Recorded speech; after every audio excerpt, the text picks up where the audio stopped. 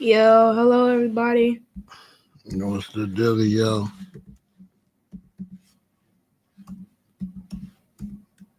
We are here.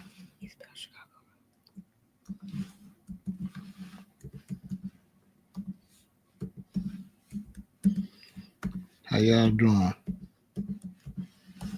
Okay, you know the deal. Rep your city. Rep your city. I'm repping Chicago, Illinois. We got Richmond, California in the building. We got San Francisco in the building. We were supposed to come on last night, but PJ was a little tired. You know what I'm saying? She said she liked your head, PJ. Thank you very much.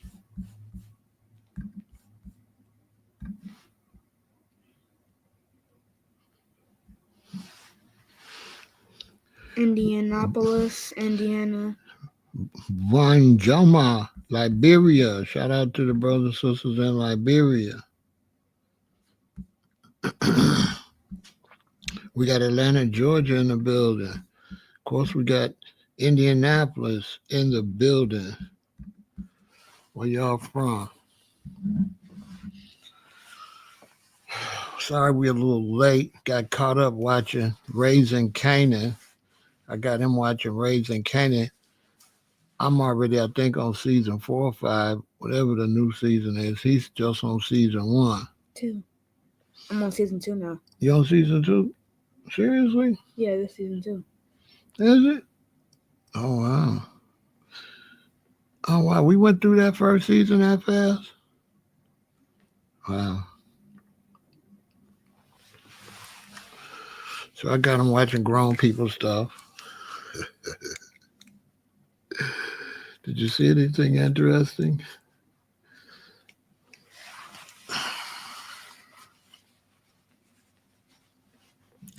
Yeah, I got him watching adult stuff. Some of that stuff is a little much for him. He ain't turn his head though. He be looking. He be looking at them ladies on there. You don't know what to do with them.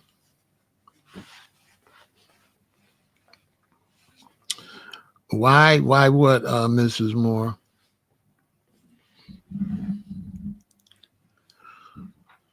Why what? I'm gonna answer.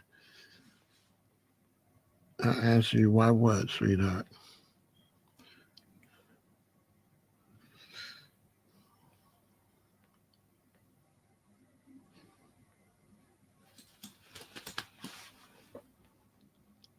Why I have been watching that? Because it's my favorite show, and I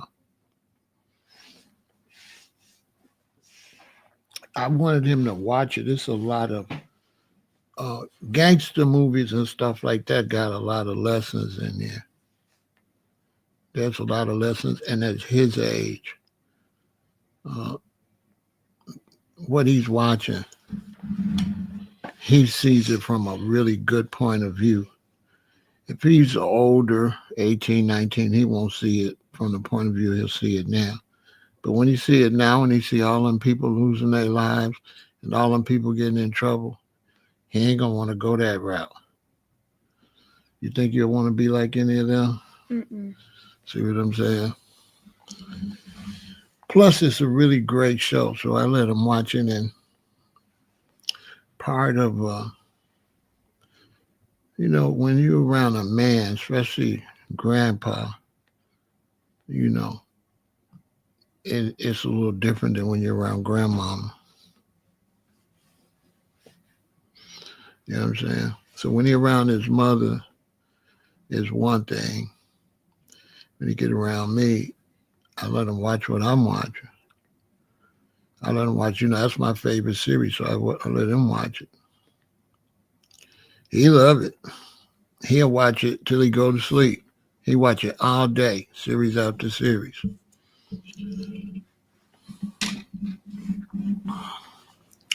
As far as the ladies and the adult stuff, as long as he's supervised by adult, I don't really see it as no big deal.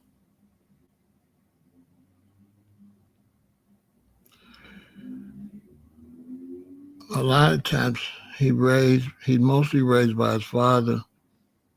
I mean by his mother, because his father don't live here.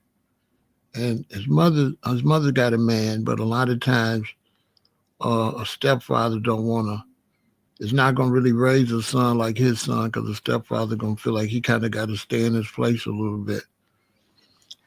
So his stepfather will do things with his son that he wouldn't necessarily do with her son, because he'll feel like he ain't got the authority to do certain things.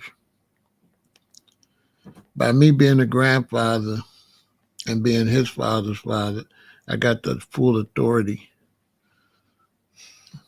I got the full authority to do whatever. You know what I'm saying? I don't want him to be a lame. I want him to know both worlds. I want him to be very educated, and I want him to understand the streets. And I also want him to understand good cinema. And so a lot of times when your children is watching movies, don't let them just watch the movie part. Cool, you're watching the movie, but also show them the acting, show them the cinema, show them the movie business. Okay, talk about who's really acting well and who's not acting that well, so that they can, it's a lot to learn that we don't be teaching. Because, yeah, although you're watching a movie, it's also a production. So there's a lot to learn from the production side. So, like right before we went live, we was talking about who's your favorite actor on there? It's between Marvis and Rock. Between Marvin and Rock? Yeah. See what I'm saying? So he's learning about the acting. How good are they acting? How good are their roles? What's the plot of the movie? Who made a mistake? Right? In the last few episodes we watched, name me some mistakes that they made uh, as their characters. Who made the biggest mistake to you?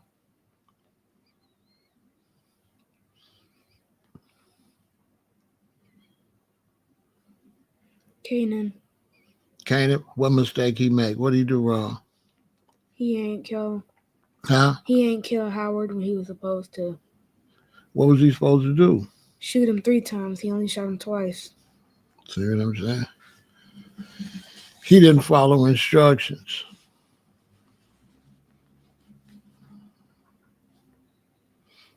And where was he supposed to shoot him? 2 times in the heart, 3 times, 1 time in the head. See? Okay.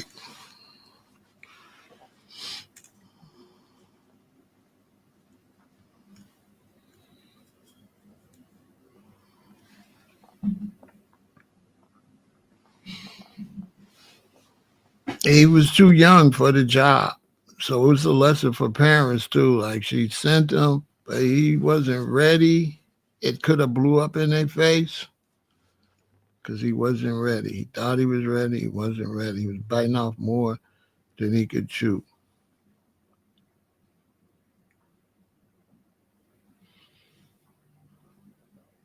The acting is exceptional. How you like the acting of the character to play Unique? Is he a good actor? Yes. You know that's Joey Badass, the rapper, right? He's a rapper. You know that, huh? No. You never would know he was a rapper, would you? You think he's just an actor. Yeah, you know what I mean? So tonight we're talking about raising boys. We won't get into how I blew him out with our basketball game. I don't think we'll talk about that because he's from the newer generation. Get the basketball right there. Go get the rim. See, this is some paper. There it is right there. Right? So Grandpa made a rim from a hanger and a bag, a Target bag on a hanger. We hook it up here, and we have a little shootout. And I'm trying to teach him how to use his imagination.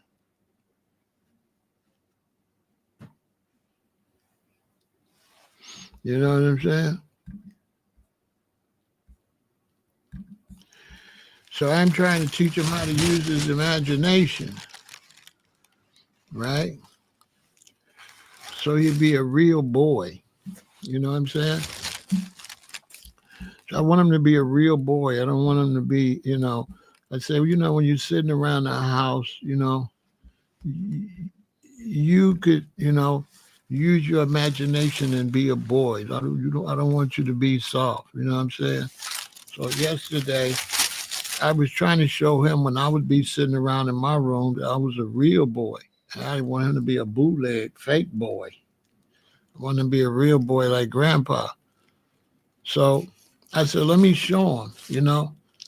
So I said, this type of thing, we would be creative. You're in your room, you look at something, boom, we were shooting hoops. You know what I'm saying? Which I killed him. What, 5 games to none? See what I'm saying? I blew him out. And he had the opportunity to win. But he did good. He was shooting pretty good after a while. It's not easy to shoot this because this is a baseball. So it's not big enough to really hold. So it take a little while to, both me and him, we was missing a lot. Well, we was missing. Trying to teach him how to be creative. You know what I'm saying? How to be creative and active as a little boy. Use some imagination. Find something to do other than get in trouble. Be creative. So we were sitting in there hooping. You know what I mean? We played 5 quick games before you know it. Time had went by.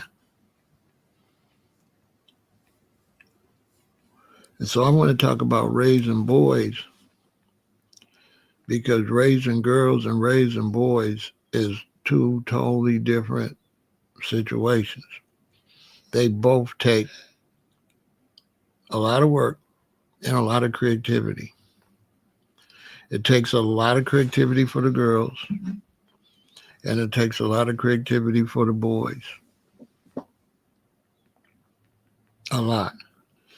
And it's really helpful when you have girls and boys around the same age because they play together. They'll make up stuff to do. You hear them back there making noise. They make up something they be doing. I don't know. But when you got children, I'm sure Alexis don't, and they get together and you hear them laughing or arguing or whatever, but they do make up stuff to do. They be busy. Doing what? Who knows? But they figure it out. But in his case, there's a big age difference between each child. His little brother's only like 5, his sister's like 15. So, and he's only 10 or 12. I'm 11. He's 11. He's got about to be 12. So, you know what I'm saying? You wish you had a daughter. Yeah, I know. I know. When you're a woman and you have boys and you have a girl, it's like, when you're a man and you have girls and have a boy, it is like, dang. You know what I'm saying? It's like, it'd be like a little empty because you can't really relive your childhood and do girly things like you was when you was little. So yeah, that's rough, Kathy, for sure.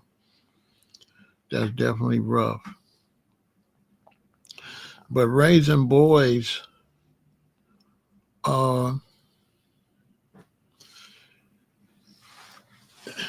if I would say raising boys in 2025.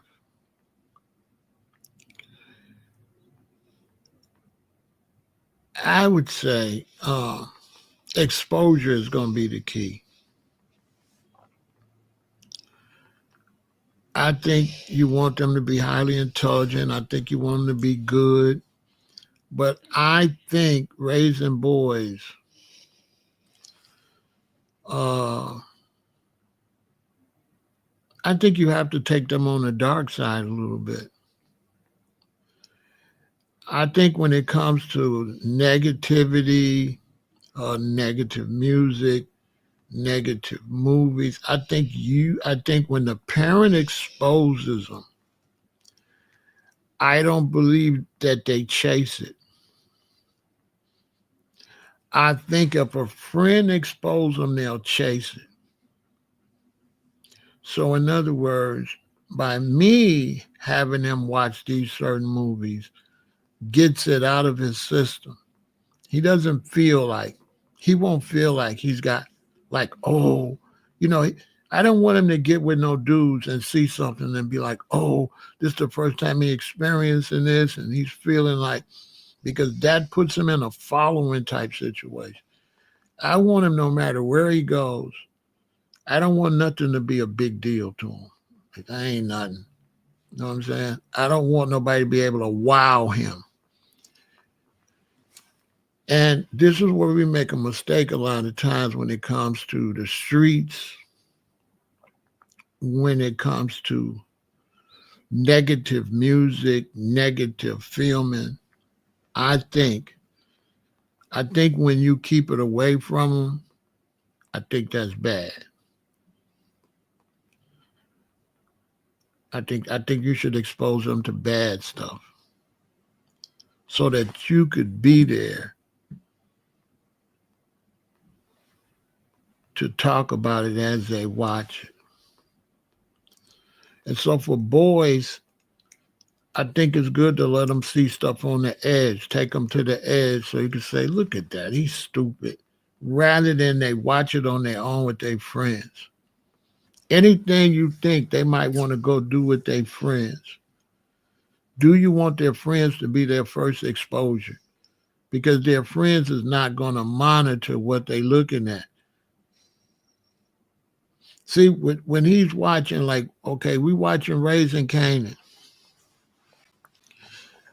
If he see them doing something, I'm able to say, look at this fool. He finna go to jail for a long time. That's stupid. He finna go to jail. But if he watching it with his friend, they're going to look at what the person do. They ain't going to look at the results of going to jail. But if he watch it with me, we're not going to just highlight what he do. We're going to highlight the results of his behavior. And this is the learning, because I don't want him to get out there and think the streets is all some new magical world. I don't want him to wait like that. It used to be a time when I was growing up, my father was able to raise me to just, be a man, boy stuff, decent behavior and things like that. But the streets wasn't like, when I was growing up, this high school and stuff wasn't like it is now. And so I don't believe my way my father and them raised us, I don't think that will work today. Because when I went outside, it was the same life as inside, basically. But now it's totally different once your children go outside.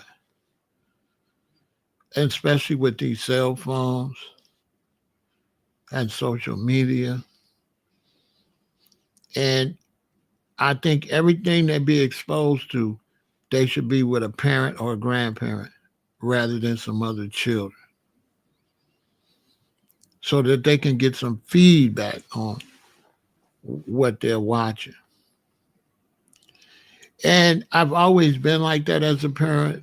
When I'm sitting with whether it's my stepsons or my real sons or my stepdaughters or my real daughter, and we're watching something on TV,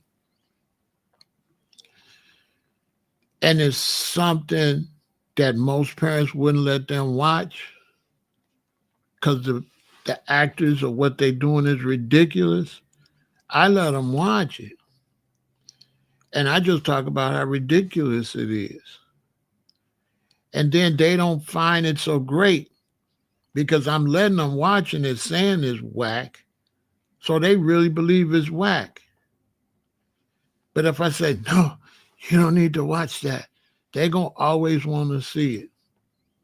They're going to always want to see it. The Bible shows you. So it's basically like reverse psychology.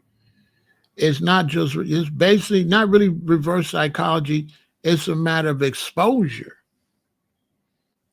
Exposure where you're there to guide the exposure. So when you're watching that, I'm here to tell you whatever. But if you're watching with your friend, there's nobody to give you no instructions on it. So it becomes something. You think you're doing something that really you ain't doing nothing. You know, one of the worst things is growing up is think that you're doing something so special, and you can't have them thinking they having more fun with their friends than they having with their mama and their daddy. You don't want that to be their best experience. You want their best experience to be you.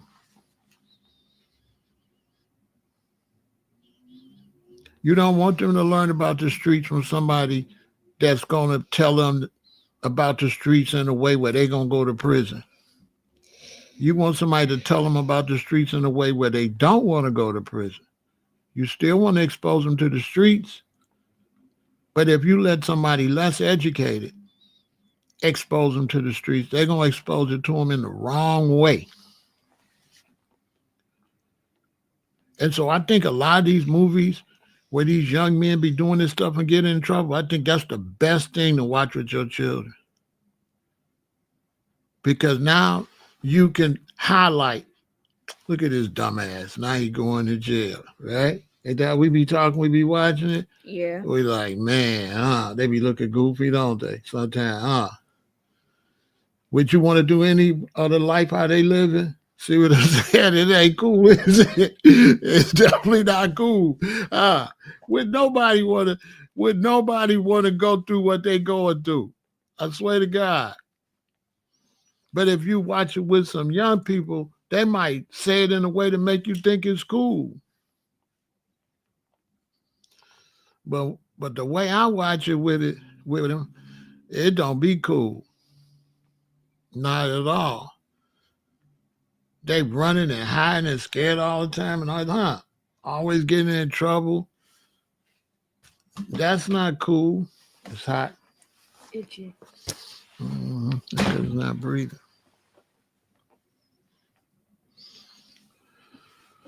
So, raising boys,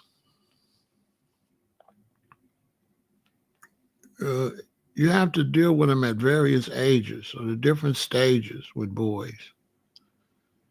You have the really young age, then you have the next age, and you have the next age, and you have the next age. And in some cases, like you could be some type of lawyer or something, and that would put you in a position where you could show your children what you be doing in law. You ever see these guys that be lawyers and they be wearing suits and they show you their two sons in suits? That makes sense because you a lawyer and you in suits, but that don't make sense for a carpenter. That's not going to make sense for a carpenter because he's not walking around with suits on every day. He's walking around with overalls and stuff on. So that's not going to make sense for him to emulate that when that's not even a lifestyle that he's living.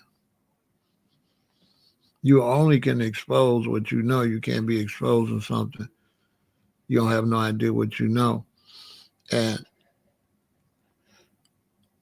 you watch them to see where their natural talents is at. And they're going to get to a point where you can see where their natural talents at. And that's when you start making sure they go in that direction. Sometimes you see that early.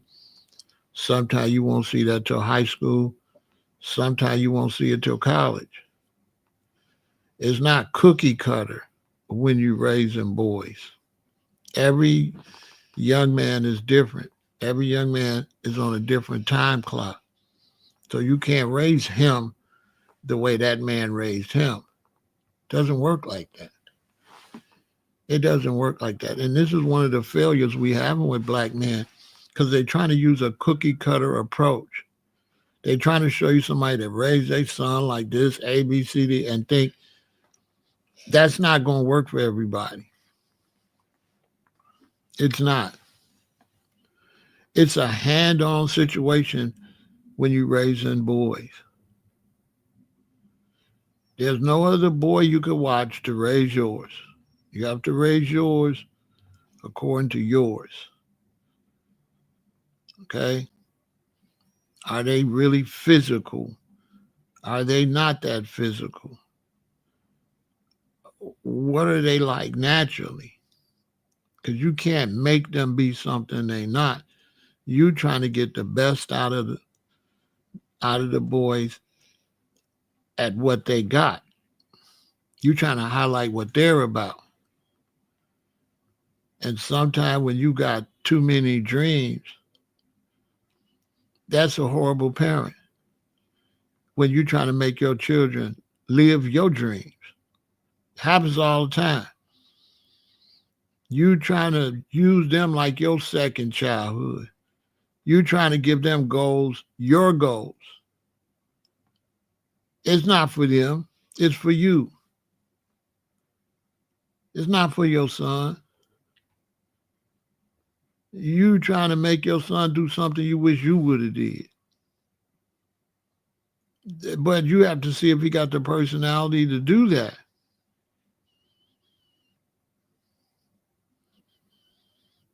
Stop. The worst parents I ever seen is the ones that trying to live out their life through their children. It's sad. And they just be bragging. They be bragging about their children. And right there, you must wasn't shit because you was really bragging about this child a little too much. Like you into it like way too much. I mean, seriously, like you're getting too much out of this, out of their life. You have to let them be who they are. If you got three boys, they're going to be individuals. You're not going to be able to treat all them boys the exact same way and have the same expectations for all your sons like that. You have to see what talents they got naturally and see if they want to develop their natural talents. Because you might have one son, he's super athletic, but you might have another son that like music. Now you're trying to make the musical one be athletic. But that ain't his thing. That's not his thing. In raising Canaan, Rock got two brothers. One of them, he with the street stuff, but the other one like music. But she don't want him to do music. She want him to do street stuff, don't she? Mm. But he don't want to do it. Lou don't want to do street stuff. Lou want to do music. But she forcing him to be in the streets.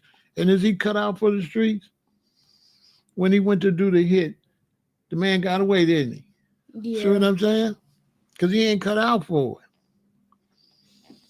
You know what I'm saying? But she was trying to get him to be something he not. I'm sure by the time I get to the end of the whole series, I'm sure that's going to turn out to be a disaster. He just got out of rehab where he started drinking because that ain't his life. He ain't built like that.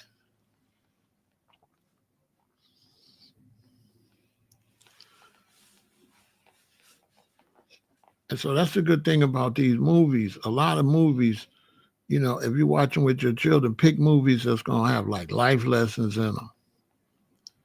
It's really good, especially black, if you live in the inner city. It's really good to have your son watch movies where people get in trouble, where they go to jail and they get killed and it don't work. That way, he can see that before he get out there. Like, oh no, that failed. I ain't gonna do that. Let them show him where crime gonna lead him. It's real good for them to watch crime because most times it fails. You know what I'm saying? And if he little, he not gonna like that failure.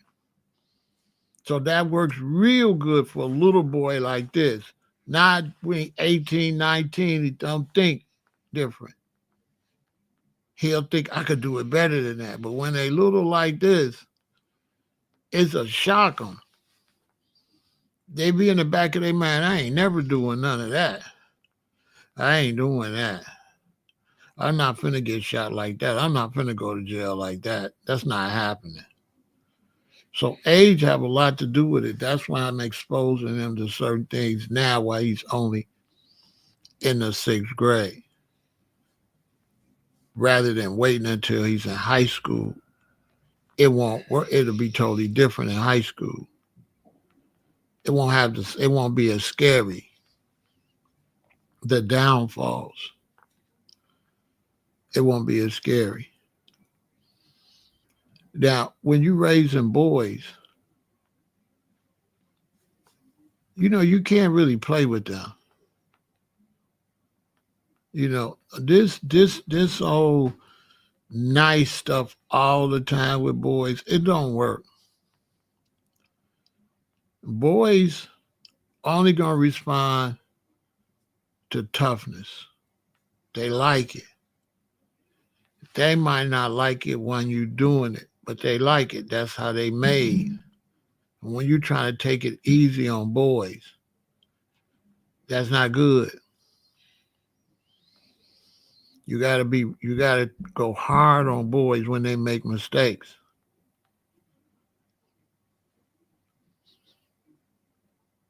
Now you don't want to be overdoing it like no drill sergeant or nothing crazy, but you don't want them to be so soft that when they get instructions, they just break down.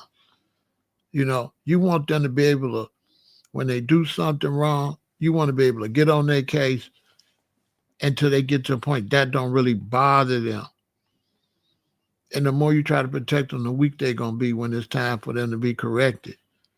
You want them to take correction and brush it off and keep on going. And that's how you got to do your parenting.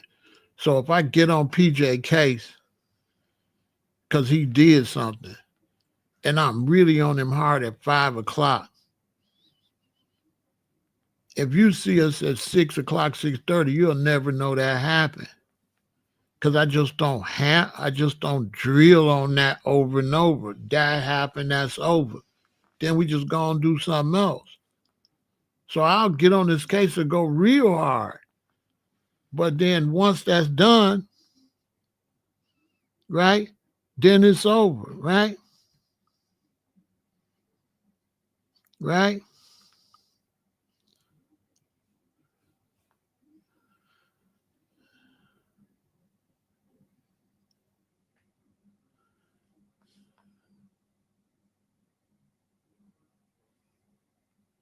You understand what I'm saying?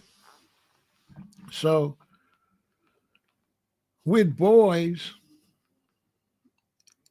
you got to go hard. You got to go hard with boys, especially in the fourth, fifth, and sixth grade. Fourth, fifth, and sixth grade, you got to go hard because it's easier when they that age. When you wait until they get seventh, eighth grade in high school, now it's too hard. They're older, they put up more resistance, all of this. It's much easier if you're tough on them in the fourth, fifth, and sixth grade. That's going to be the most important part in raising your son. Because by the sixth grade, they're going to be developing their high school mentality. It ain't going to happen in the eighth grade. It ain't going to happen in the seventh grade. It's going to happen in the sixth grade.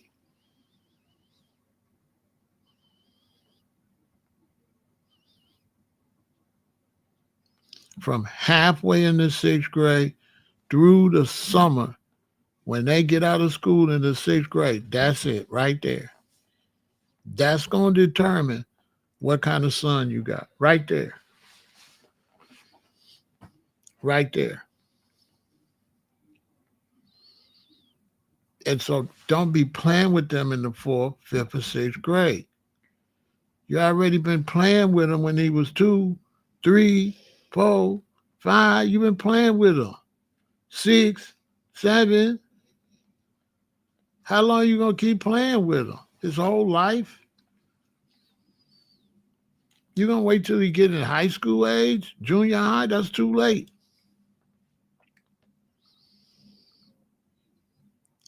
That's too late.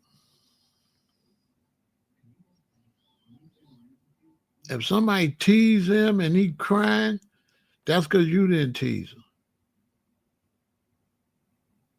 Why you letting somebody else tease him and break him down? You supposed to be the already made him tough. Since he been over here, sometime I tease it. I be dogging him, don't I? I be like, boy, you can't play. You ain't nothing. You can't never beat me in your whole life. So I be telling him, and he be and so that he won't be so soft. After he keep hearing that, it don't bother him. But at first, it kind of bother him. At first it bothered him. But I just keep doing it to toughen him up, bro. You can't be Man, you can't be breaking down every time somebody tell you something. Every time somebody get on your case, you can't break down. You got to blow that off. This is good parenting. My mother and father raised us and would be on us. And it got to a point when they was on us, right? It got to the point when they was on us, it wasn't like no big deal. It was just they was on us. We dealt with it when they was on us, and when it was over, it was over. We wasn't walking around pouting and stuff like that because mommy or daddy got on us for something we did. They get on us for something we did. We take the whatever they own, and by the time a few minutes go by, everybody's right back to normal. And we've learned our lesson. And we keep moving and we try not to do that again. That's it. We don't take it personal because they not trying to be our friends. You're not your children's friends. You're not here to be their friends. They, if you got 2 or 3 children, they be each other's friend and brother and sister. He not my brother and my sister. With what includes scenes of nudity. That's up to the parent. I can't tell you what to tell your children watch. I can't tell you that.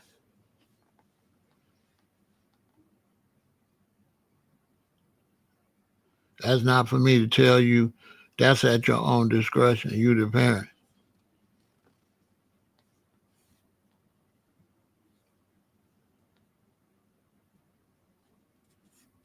But I can tell you when we used to go on vacation, my grandmama and my mama used to go squat in the bushes and pee.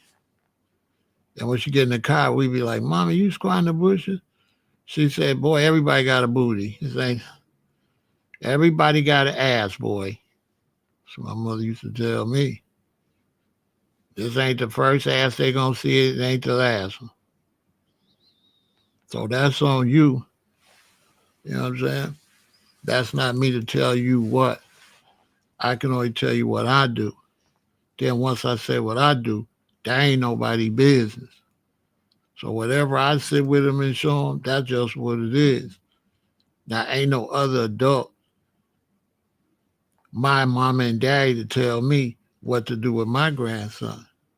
I'm gonna do what the hell I want to do with him. Period.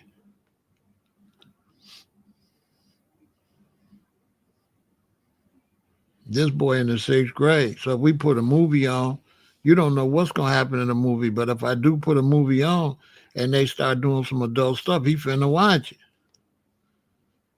Welcome to the real damn world. Period. I'm not covering up his eyes like that. I'm not raising no little punk.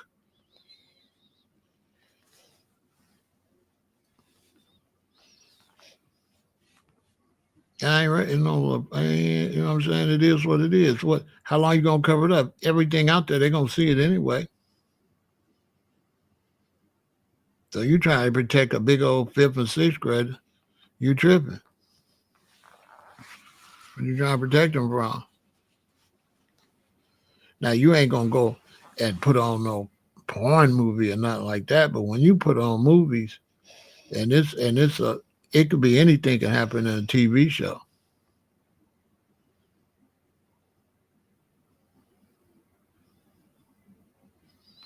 But you got to ask yourself, if something crossed the line, who you want them to see it with, you or a high school friend?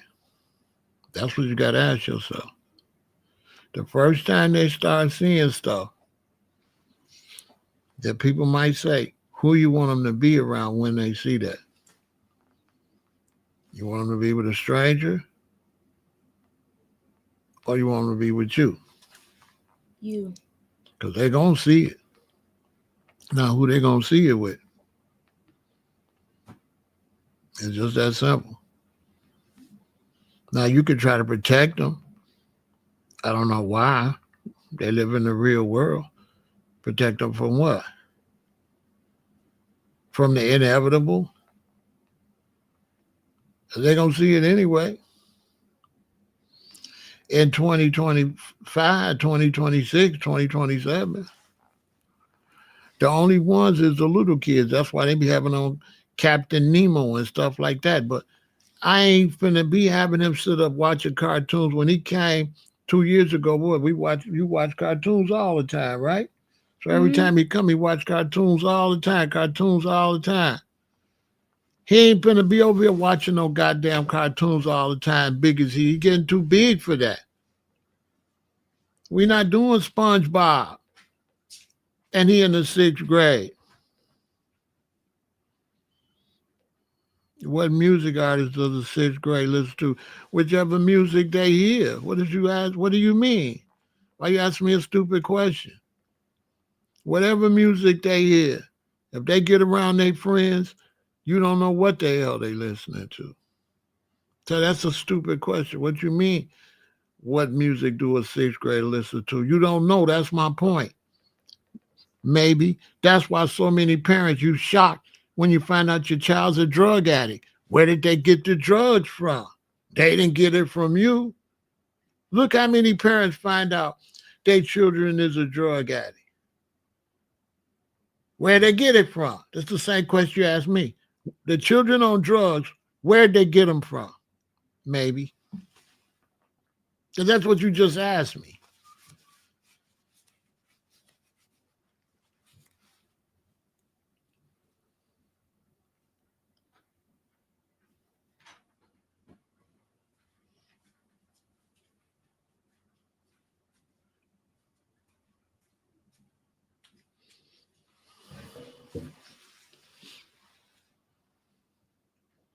That's what you just asked me.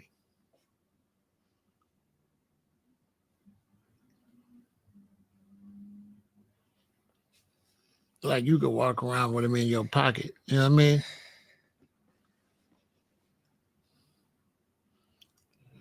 Man, we was in the fifth grade and we went into some neighbors that moved out their house because hardly nobody used to move back then. We found a house they had moved in. We went there, we found some Playboy cars with all these naked women in it. We was finding fifth or sixth grade and we divided them up and took them home. And I hid them behind my baby picture in my house, but I never looked at them. I just hid them. I just hid them. I was excited to have them and didn't even look at them. The whole excitement was just having them. It wasn't no excitement in looking at them. I just had them. Finally, I just threw them in the garbage. What I got them for? I'm not even looking at them. I just got them because it was something we wasn't supposed to have, and we had it. You know what I'm saying? You feel me? But to me, exposure from a parent or a grandparent is safe, and it protect them. from exposure from other kids. I don't want him to grow up and think like it's a big deal out there in the streets. He gonna be like, man, y'all ain't doing nothing. That ain't nothing. He'd be like, I've been seeing that. He in the sixth grade, and already he don't want to do crime if from watching Raising Canaan. I guarantee you. I guarantee you, he don't want to. He don't want to live like they living. Cause he's so young, it's more scary than it is exciting. He 18, 19, he gonna think that's it. Yeah, Marvin shot him. Yeah, yeah. But fifth or sixth grade, they're gonna be like, whoa. See what I'm saying? So timing is everything. When they watch crime movies and stuff in the fifth or sixth grade, it's gonna scare them. They ain't gonna like it. They ain't gonna like it because they too little. They ain't gonna like it like a senior or a junior. Fifth or sixth graders, they all they see is you got in trouble. You know, they're like, oh no, I can't. I'm not doing all that. And once you put that in their mind, they're gonna keep that for the rest of their life. You know what I'm saying? See, age is everything. So the earlier you expose your little boys to the negativity of the world, the more they ain't gonna want to do it. Mind you, none of my sons been to jail. Facts. None of them. None of my sons and my stepson been to jail. So there ain't no test here. Like my stuff is tried and tested. None of them been to jail. And I raised my stepson and my son in O Block, in BD Turf. And none of them in jail. They all work, family men. None of them do no crimes or nothing like that. Because I showed them all that stuff. They don't play with guns. I've been showed them guns. My daddy showed me guns when I was little.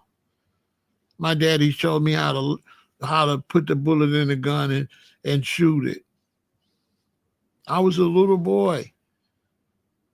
And we finally got to the age where I could stay home by myself because you can't leave little kids. So whatever age I was old enough to finally stay home by myself. And back in those days, parents never went nowhere without their children.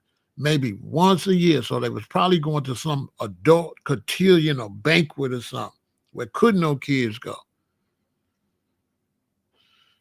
So after my daddy got dressed, he called me and said, Michael, come here. And I went in his bedroom. He said, go in the closet, give me that gun out there, that rifle stand up in there. And I went and got the rifle and brought it to my daddy. And he said, go in my drawer, get them bullets out of there. And I went and got the bullets. He made me do everything. See, it's psychology. So he said, look, he took the bullet, he opened the rifle, he put the bullet in it, he closed it. He said, you see what I did? Then he did that and it popped out. He said, watch, I'm going to do it again. He opened it, he put the bullet in it, he closed it. He cocked it back out, it fell on the bed. He said, okay, you do it.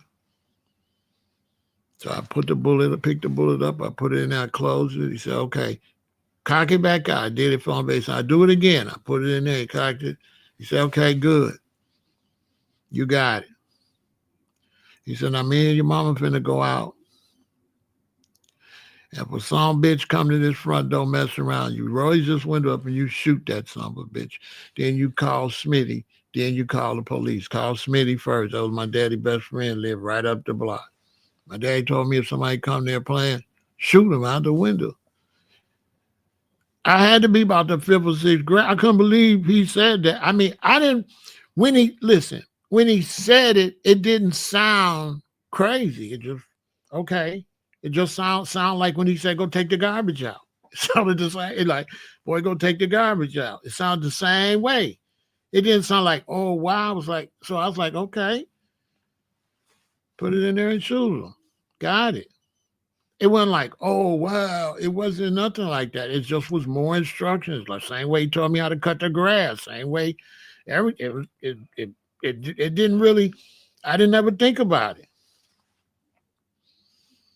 Only thing I thought about is when he said, shoot this, open the window and shoot the son of a bitch. I said, hell no, that part. You know what I'm saying?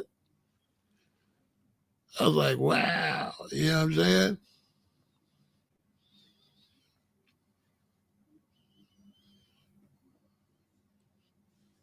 And so exposure is everything. When I was a little boy, my father worked for CTA, drove on the bus. And when I was little, like him, sometime my mom said, come on, get dressed, put my clothes together, put my clothes on. You finna go to work with your daddy tonight. And my mama would take me little like this and go out on Stony Island. And she knew what time my daddy would get to a certain street. And when my daddy would get to a certain street on his bus, my mama would put me on the bus with her. And I would ride up and down Stony Island all night. And if you know anything about Chicago Stony, that's where all the action is at. And I'd ride on the bus with my daddy from like 7 o'clock at night till the sun come up. In the rough up and down from the area where the party's at to the rough parts all night and watch people get on the bus, crooks, robbers, all that. And everybody know when you get down to like 80 something in Stony, right before you get to 95th, it's a bunch of little hotels there. And one time I was with my dad, he said, come here, Mike, come here. He said, look, them prostitutes. And he showed me the prostitute ladies across the street. He said, look, they prostitutes. They out here selling sex. See, look, she jumping in that man's car. See, look at that one. She getting out. Look, she ain't putting her panties on outside the car. And I was about his age. He pointed that all out. And so I remember when we went and then we came back because he go up and down the same street. Be like, it might be an hour and a half before we get back. We got back. They were still out there. Like 2 in the morning. Then we go come back 3 in the morning. 4 in the morning. They still out there. And then I remember we went in the last one when we came back. They was leaving. Everybody was leaving because the sun was coming up. He said, "Look, they finished now. They finna go home."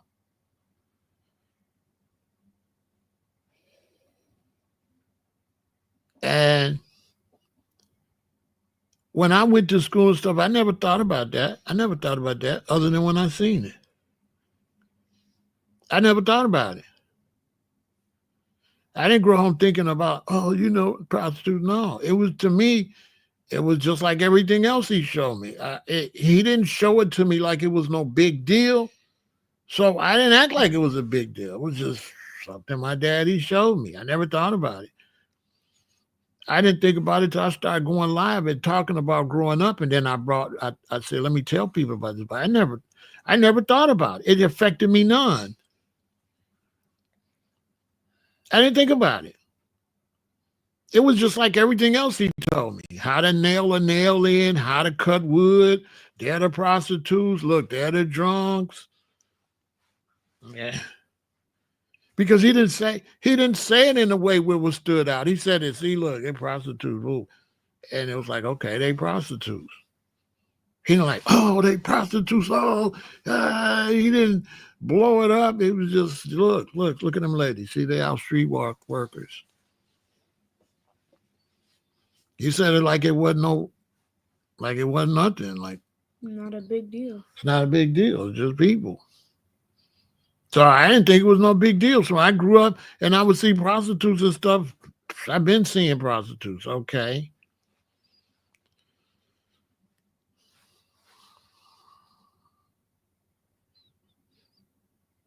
It was exposure. One time we was on the bus at the end, like it's a little spot where they could stop and have lunch. My daddy got the window open right here. And the man walked up to the bus and tried to put his hand in the window. And what he was going to do, he was going to put his hand in the window and open the back door. There was a man that snuck to the back door, but my daddy had seen him. So when the man, your granddaddy, when the man put his hand in the window, my daddy closed his arm in the window and drove the bus off and drugged the man. And the man was hanging on the bus hollering with his window hand in there. And my daddy said, look, Look at that one back there. They was gonna try to come in here, and I looked, and there was one standing back there. And my daddy drug him for a while, and then let him loose, and he fell on the ground. He was, oh, he just kept on driving. And I think it was starting to get bad out there, so he stopped taking me because he started realizing, well, it's bad out here. Let me not take this boy out here. But I used to be out there with him all night. I learned a lot, just showing me life. My daddy didn't really hide stuff from me. And so when I grew up, I was very mature. Nothing was a big deal. You know what I'm saying? I wasn't, if you came and you wanted to go do a robbery or something, I was like, bye. I ain't going. Because I had been exposed to life. So young men, when I'm getting to eighth grade high school, they couldn't expose me. They couldn't make it like what they were showing me was a big deal. It wasn't. You ain't talking about nothing. It's no big deal. The worst thing you can do is make something a big deal. Now your children want to, now that's what they're going to chase.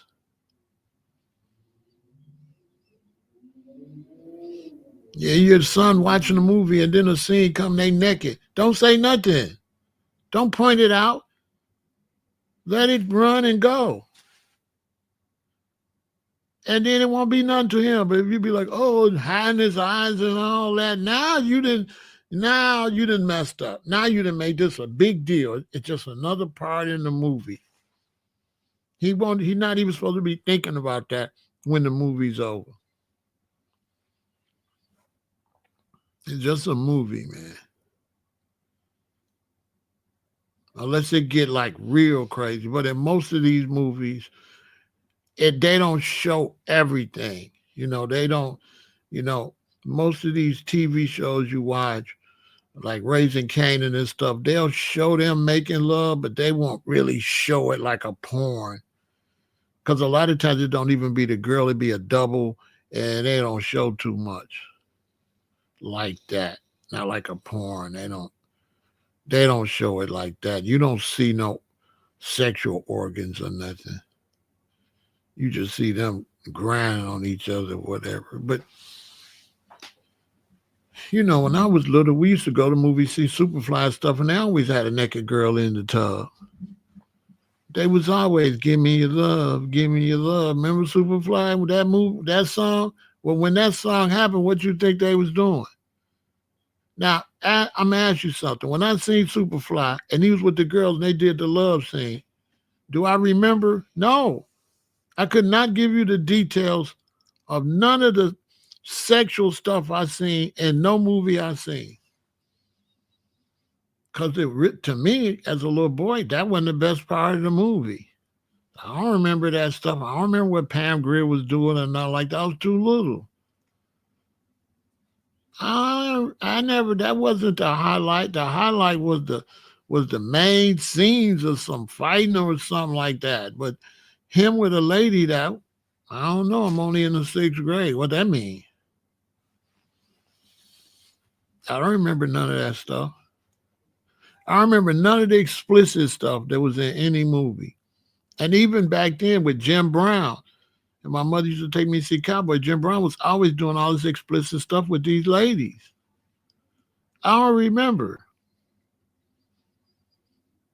because they never would say nothing. Your mom and daddy, you just watch it and it happened and it's over. They wouldn't try to cover your eyes or nothing like that. There's always been, you can't make a movie without adult men and women kissing or something. That's like normal.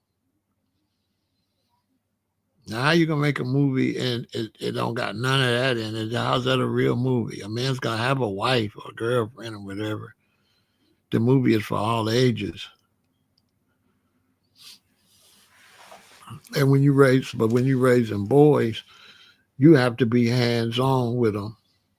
When you're a man, you can't let mommy keep making excuses for boys.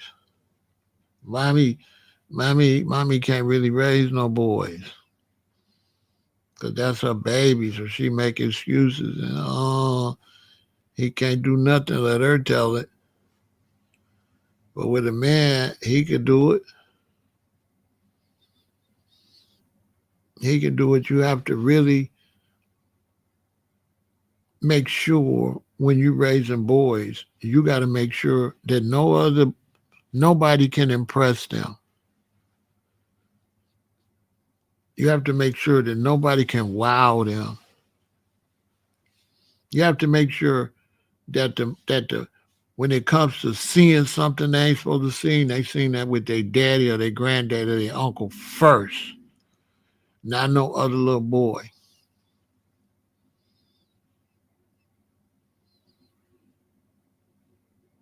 So that's why when he come over here, you know, he came over here. What I put on for you? Cartoons, right? And he watched cartoons, cartoons, cartoons, cartoons. And then one day he was just watching SpongeBob from early in the morning. And I was like, okay, didn't I? Yeah, you said that's enough of SpongeBob. I said, no, it's enough of SpongeBob. And I went and put on Raising Kanan. I'm like, bro, we're not doing SpongeBob. He in the sixth grade. We're not doing that. All right, third grade, SpongeBob. Fourth grade, SpongeBob. Fifth grade, how long you gonna let your son watch goofy shit? That's for a little boy. That's over with. He can't keep watching that. Next time, he gonna watch The Last Kingdom. I'm gonna show him The Last Kingdom with them Vikings and all that, and them Danes. I'm not finna let him keep watching cartoons and goofy stuff. He too old. He already did that.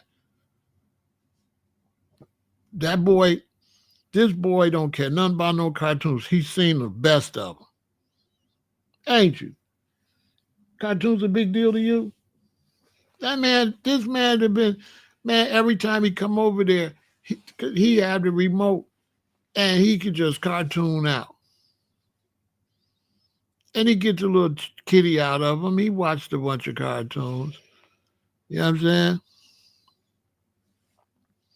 But it was getting on my nerves. I was like, okay, he in the sixth, you in the sixth grade, right? Mm-hmm. He about to go to the seventh grade.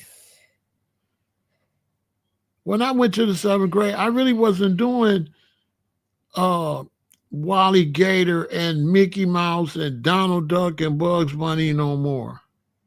I wasn't really doing that no more. That's over with. I'm in the seventh grade and I'm doing Dr. J. I'm doing the NBA. I'm doing, you know, sitcoms and stuff. But I wasn't doing no cartoons. Cartoons was over. Cartoons was over. Now I want to see Dracula. You know what I'm saying? I want to see Dracula. I want to see the werewolf. I'm a big boy now. I don't want to see no damn Donald Duck and no none. Ain't no way I watched no SpongeBob when I was in the sixth grade. I wouldn't even watch SpongeBob in the fifth grade. Hell no. Mighty Mouse, and all that. No, that's little boy stuff. I ain't watching that. No, I ain't watching that. I want to see Superfly. I want to see the Mac. I want to see Kung Fu, Five Fingers of Death, Master of the Flying Guillotine, stuff like that. I want to see adult movies. You know what I'm saying? And I want to see some street stuff. Best thing you can show your son. Make sure they do good in school and show them street stuff. Trust me what I'm telling you. When people tell you don't expose your kid to street stuff, you know why they tell you that? Because these are the children got no guidance. So now you not doing no guidance. They just in there listening to it on their own. That's a problem. You got to be the one that put it on for them. It's different. It's different when you play drill music and stuff for them than when they play it by themselves. It's a whole different psychology to that. Because when you play it for them, they mature. When they go around, they crew and play it, and that's the first time they become immature. When you expose them to stuff, they don't chase it. If you wait and the children expose it to them, they're gonna be chasing it. It's gonna be like a big deal. As a parent, you have to make all these things not a big deal. Period. It's not a big deal when you raising boys. You have to expose them first. Do not let the streets expose them. You're going to lose them. When you expose them, now they don't care nothing about what them kids talking about. Been there, done that. If you're not bringing nothing special to me and wowing me, they not going to be wowed over it. And this is how you lose your children, when you let other children wow them. That's how you lose them.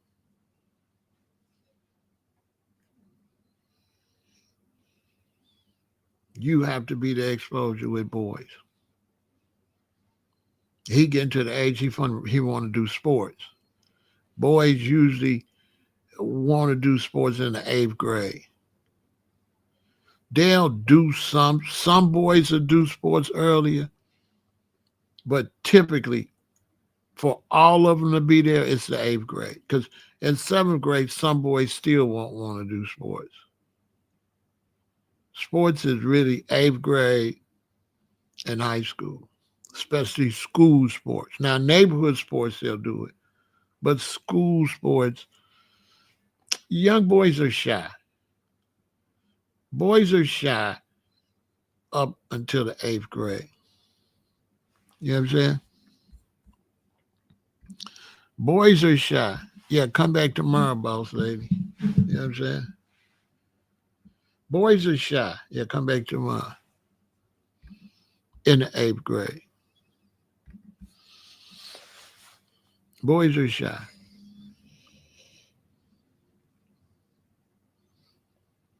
They don't really come out of bag to the 8th grade. 7th grade, 8th grade is when boys start to come out their shell. 5th, really 6th grade, the summer 6th grade, they come out their shell to their friends a little bit. Certain small group of friends will know them and nobody else will know them. You have to watch out for that.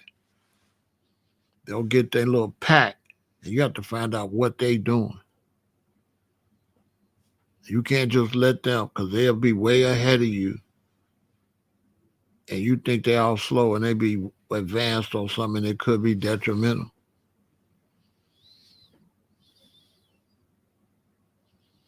You have to search their rooms.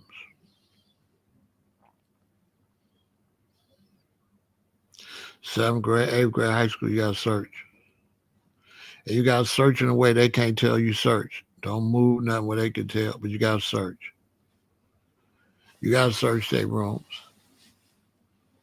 They can't have privacy like that because they're gonna be 5 steps ahead of you, and you're gonna be shocked. And that's how you get that phone call and your baby in jail. And you're like, in jail? You all shocked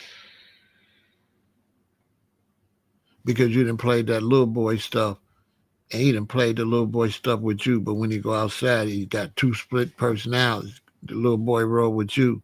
He a whole different other person outside. So you have to search their rooms if you want to keep them safe and keep them alive. These are all facts. You have to search their room.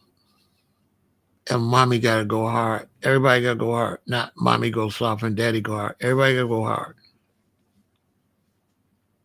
Because if you're trying to stop them from crying, they're going to be a big ass crybaby. The only way to get them to be tough and not really be crying all the time and be no wimp is to push the line early to get that out their system. Because they little when they had that baby stuff in their system. So some, when he used to come, sometimes I would get on this case, he would get almost kind of teary. I've been getting on this case since he been here. You got all teary and emotional? No, he tough as he don't care. It don't bother him no more. But the last year before, it's still that baby in them. You get on, they wanna mess up. And then when you try to correct them and talk to them about it and get on their case, now they want to cry. So they want to do stupid stuff and then cry their way out of it. And when you let them cry their way out of it, you ruining them. You ruining them because you let them cry away because they not crying because they scared or nothing. They crying because they mad. They not crying because you hurt they feel. They crying because they mad and they too little to do something about being mad because you the adult. So it make them cry. Those anger tears, them ain't no they hurt tears. They mad. I'm telling you, y'all have to know the mad tears. Those are not tears because you abuse them. Them is tears because they mad. Because you the adult and you stand on their neck and they can't resist. Because if you're not a good mother and father, they'll never cry. They'll talk back to you. And you'll never get them tears out because they'll be talking back to you and talking smart. And they'll never tear up. They only tear up when you control them and they don't want to be controlled and they get mad. And that's when you see them tear up.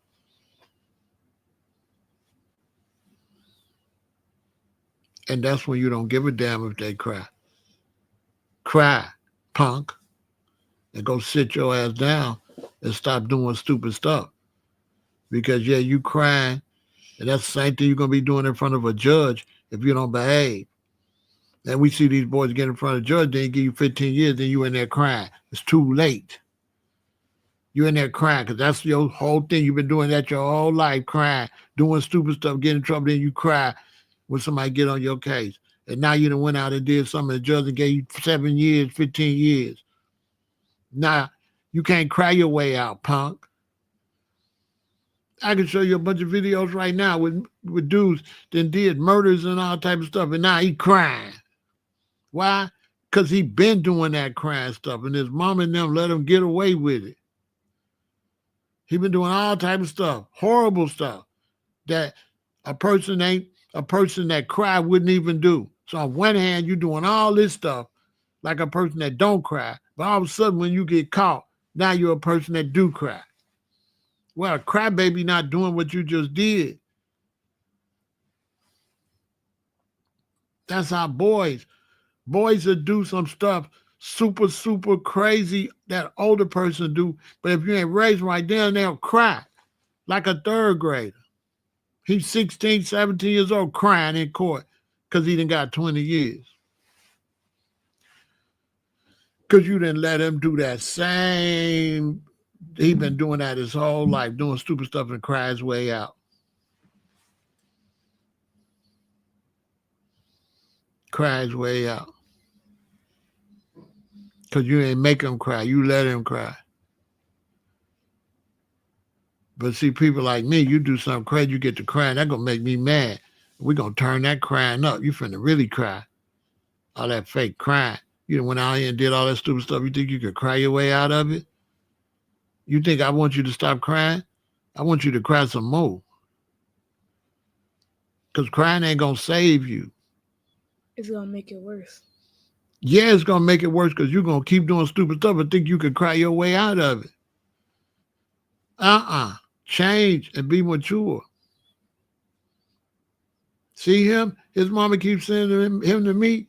By the time he get eighth grade, he be getting all good grades. He be ready to go to college and not get him some money. All that baby be gone. All that stupid stuff. And he be a G. He'll be a G. So you won't be able to try to talk him into doing nothing stupid. Because he'd be like, I'm not finna do that, but I'll fight you though. If you keep try to talk to me crazy because I don't want to do no stupid stuff. That's how you gotta raise a boy. PJ, one time I probably was in the seventh grade and I'm at the park. And a dude named Michael, he told me he finna go rob somebody. He like, Stu, you wanna go with me? I'm finna go rob this dude. And I was like, no, you know what he said? What? He said, what, you scared? And I stole on him. I stole on him. Because he thought because he going to rob somebody, that make him tough. Well, if he was tough, why he didn't do nothing when I punched him in his eye? Huh? He tough. He the robber. I punched him in his eye. What he do? Nothing. Nothing. All right, so how tough was he?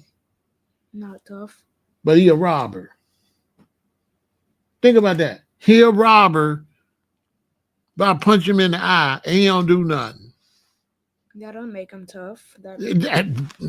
Because he went and did a robbery, that don't make him tough at all, do it? That make him stupid. It make him stupid. Fool, you finna go to jail forever. Well, you gonna get punched in your eye consistently. You know what I'm saying? Or worse.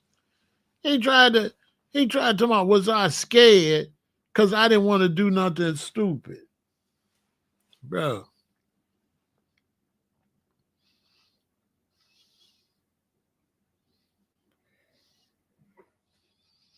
He was in the house making bomb. Exactly, because they ain't, you gotta search. You gotta search. You gotta search. My parents from Alabama, they didn't know that.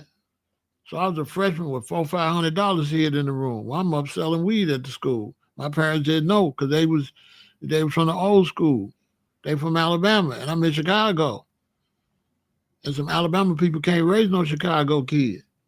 They did do a good job, but I'm saying I was advanced and they were still going by Alabama rules. They didn't know. They didn't know they son like that. So I'm looking at the things where my parents would have had to improve, and then that's what I'm teaching y'all. Like, you got to search. Because that could have been something worse. That could have been heroin or cocaine, and I could have went to prison. See what I'm saying? And they had no clue. What, they didn't know me. They let me fool them. Because a boy will be one boy, he'll be two different boys. And they can do it good. Your son could be two people. I'm telling you, and do it good. Lights, camera, action. He could be the son you like when he come in the house. He could be a whole different person outside. I'm talking about a whole different. Two sides, one person. Yeah. As soon as he walk out the house, he on dummy. That's a fact. I was doing it. The only difference with me is I liked good grades and I didn't like dummies. So I didn't really like to hang with the dumb crowd. I thought if you was dumb, you couldn't do your schoolwork, you ain't my cup of tea. If you can't read, you don't know no math, you can't do good at school, I can't hang with you. Because I wasn't prepared to be no dummy. That's what I'm trying to tell him. He got to get his reading up. He got to get his math up. He got to pass. He don't never want to be labeled as no dummy. That means all playing is over because you got to keep your own reputation up, PJ. Your reputation first, then you go back to playing. You don't be playing, doing stupid stuff, and then be a dummy in class. You can't go like that.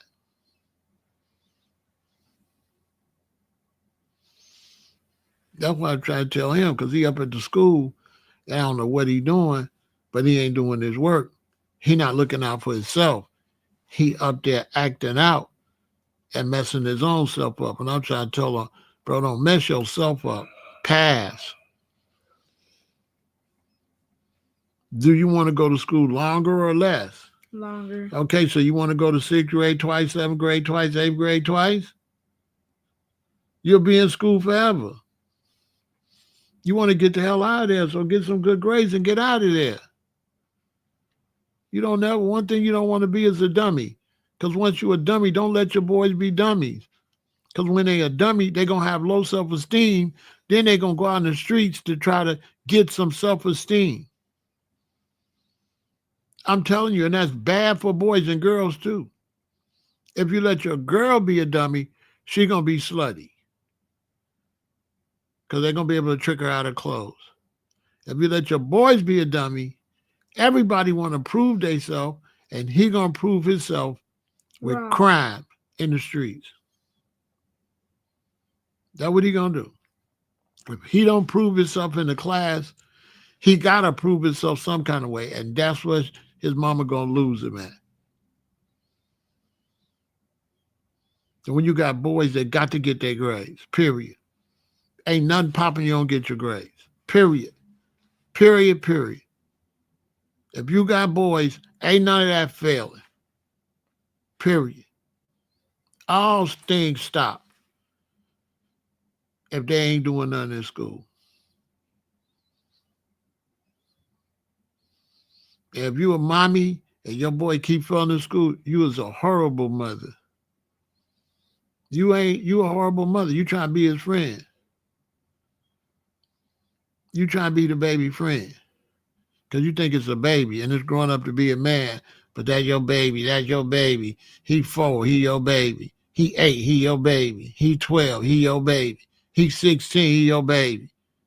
He 20, he your baby. You can't get it out your mind that you ain't got no babies no more.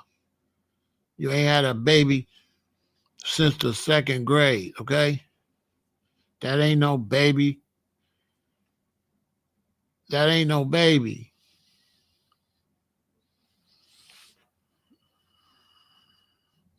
That's not a baby.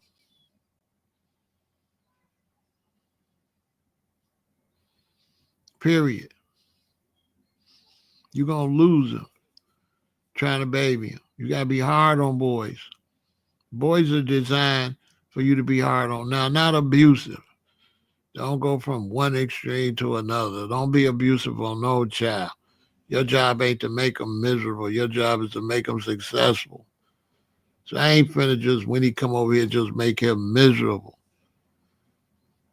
But I am going to check him. Like yesterday, we got ready to go. Went and got his boots. It was mud all over his boots. And I know where he stepped into that. And I'm like, bro, I walked around there. I didn't get none on my shoes. You walk down there now. I'm trying to tell you, too big to walk down in mud. You at the age where you don't want nothing on your shoes.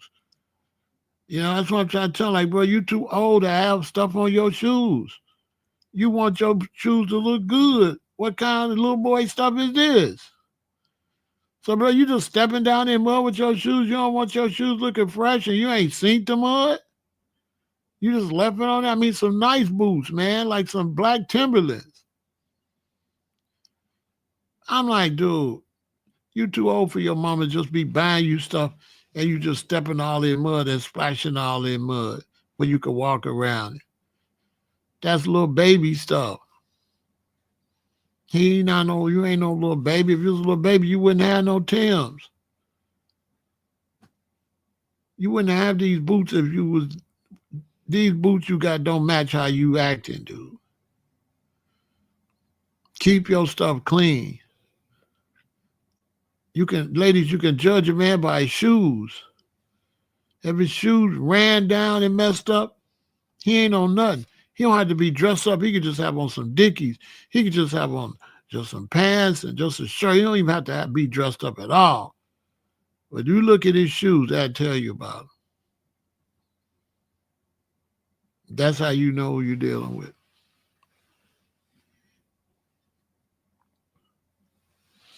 By his shoes. Because his shoes show if he got some confidence. If he take care of himself, it's gonna be taught. You're gonna know by his shoes. That's the key. Back in the day when black men was poor, didn't have nothing, had to wear like only had one pair of dress pants and a white shirt, but them shoes gonna be shined to the T. Cause them shoes reflect everything. And you gotta be able to take care of yourself and you gotta take over some responsibility. You can't be mommy's little boy in no 6th, 7th, 8th grade. And if you're a woman and you don't have no man to help you with them, you're gonna have to be two different people. You ain't gonna be able to just be mommy. You're going to have to be mommy and daddy. Just like if you're a man. If you're a man and you raising your children by yourself, you got to be mommy and daddy. So you got to be kind of soft. So you got to be hard and soft. You can't just be hard like that. You got to be hard and soft. But when they got a daddy and a mama, now you could just be hard. You could just be chilled or hard. And she could be chilled or soft. Because you never want to be just hard like no damn drill sergeant. You only want to be hard when it's called for. You don't be unnecessarily mean to no child, whether it's a boy or a girl. But boys, you got to compete. Boys got to be competitive. Your son's got to be competitive. He got to be competitive in school. He got to be competitive. This is the way fathers raise sons. Okay? You always trying to beat him at everything. And you tell him he cannot beat you because he needs that that's what he lived for, competitive. My father was competitive. If I got a toy or something, a racer car set or something, he gonna get on it and tell me I can't drive, I can't do nothing, I'ma lose.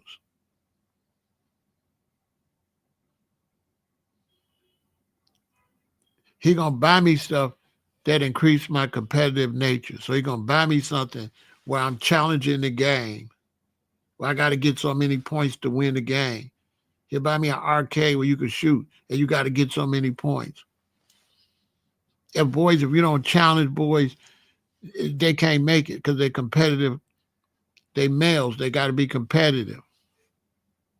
Yesterday I had PJ, and that's why we built a little basketball rim. And I constantly told him he wasn't nothing. He sucked. He can't win. He can't beat me and all that. I told him he can't beat me. He can't never shoot. He can't do nothing. That I'm better than him. And he almost beat me twice. I had to back that up. It was killing me. I still was, but I'm saying he was really trying to do me in, though. That competitive nature, and to make him so to be, yeah. You take it with a grain of salt. So you don't be so soft. And it got to be a balance. So when we got through, I told him, you still shot good. You ain't shoot as good as me. You know what I'm saying? I'm Michael Jordan. You LeBron. You suck. You not Jordan. You know what I'm saying? I can't tell him. You know what I mean? Because he gotta be competitive, and he can't have no whole bunch of feelings. So I'm trying to make him so he don't have no feelings, bro. Don't be crying because somebody say they better than you. You gonna be a man. You don't care.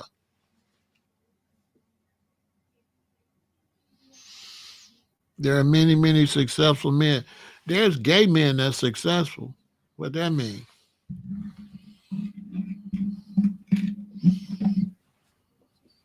What that mean? What's your point, rebuttal? Every time you come, your comments always be something nutty. You know, you're starting to stand out, rebuttal. Because guess what? There's a whole bunch of losers. There's a whole bunch of men in prison, bro. So what you saying is straight bullshit. Because when you go to the black community, you see failures. You do not see no whole lot of successful men. You see a whole bunch of gangs. You see a whole bunch of brothers struggling. You see a whole bunch of brothers in and out of prison. So I don't know why you over here lying to these people, because the black man is filling up these penitentiaries in these jails, bro. So what you saying is total nonsense, okay? The jails and prison are full of men raised as single parents, full to the top. And if you go to prison, you're going to meet them. So do not come over here selling black people no fake stuff.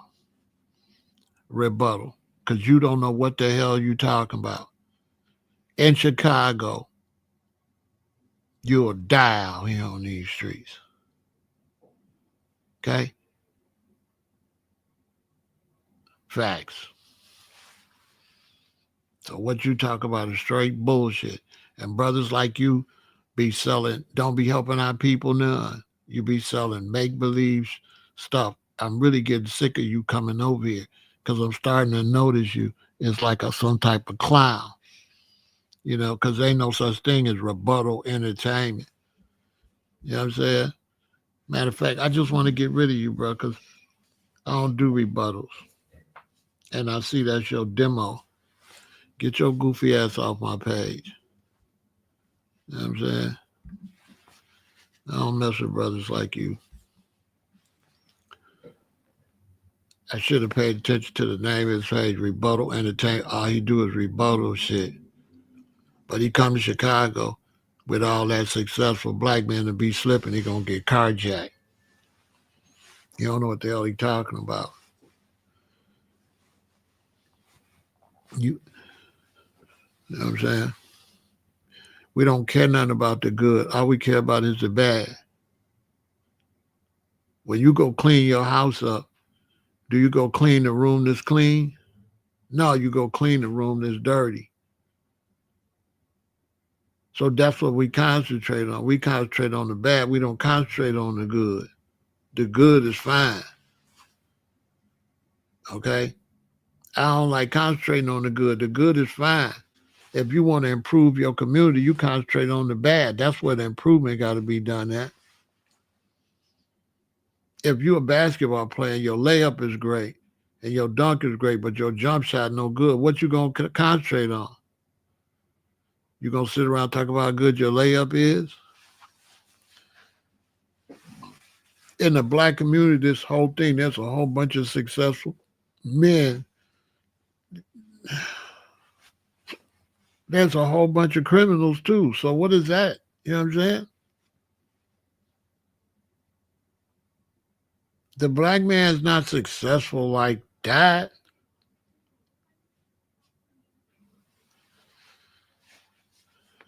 Where they go try to find these couple of brothers and put them out there to overlook all of the black men that read at a fifth or sixth grade level.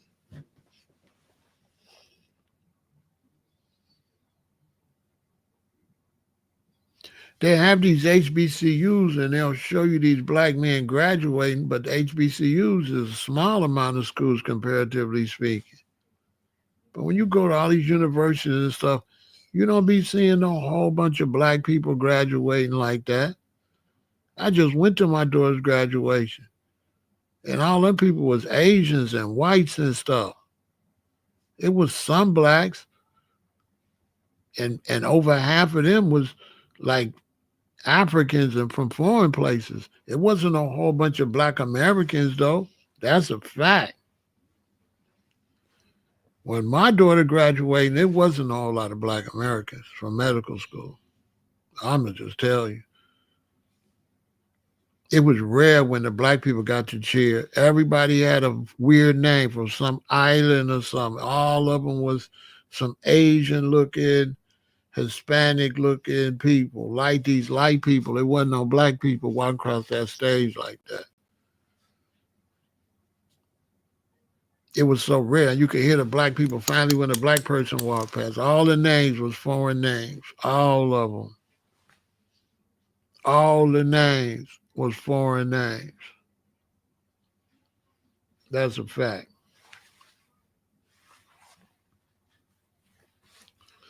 You understand? Single homes is not cool. Okay? Single homes means divorce. And so trying to brag how great we can do with single homes is ridiculous. You know what I'm saying? Because if you was that great, you wouldn't have no single home. So there's flaws there. The fact you're single. Raising these children in single homes is sucks. Divorce is not an achievement. Being single is not nothing to brag about. Okay?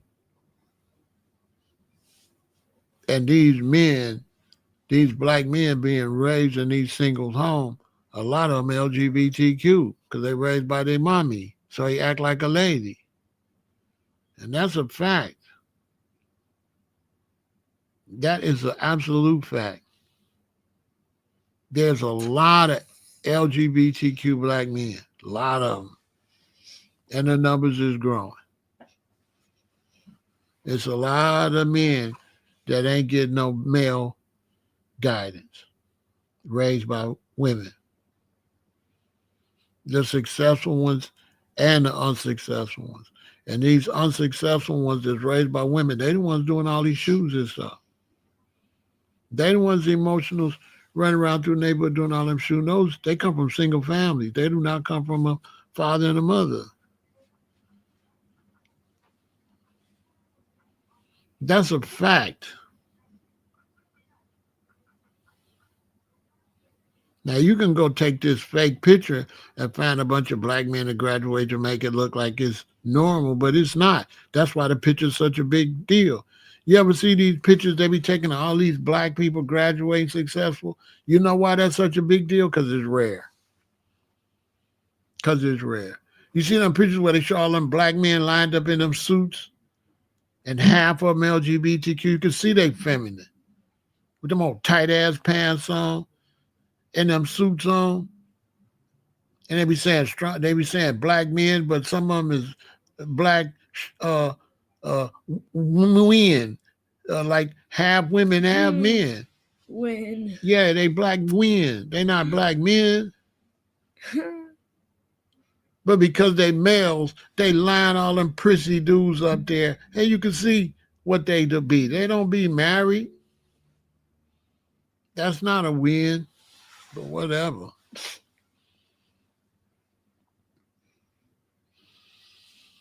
We got we got a lot of successful gay black men. Yeah. Yes. You look at Hollywood and look at all these people we got on TV and stuff, and you can see the black men that's successful. Very few of them are masculine. How's that a success? They ain't gonna have no sons.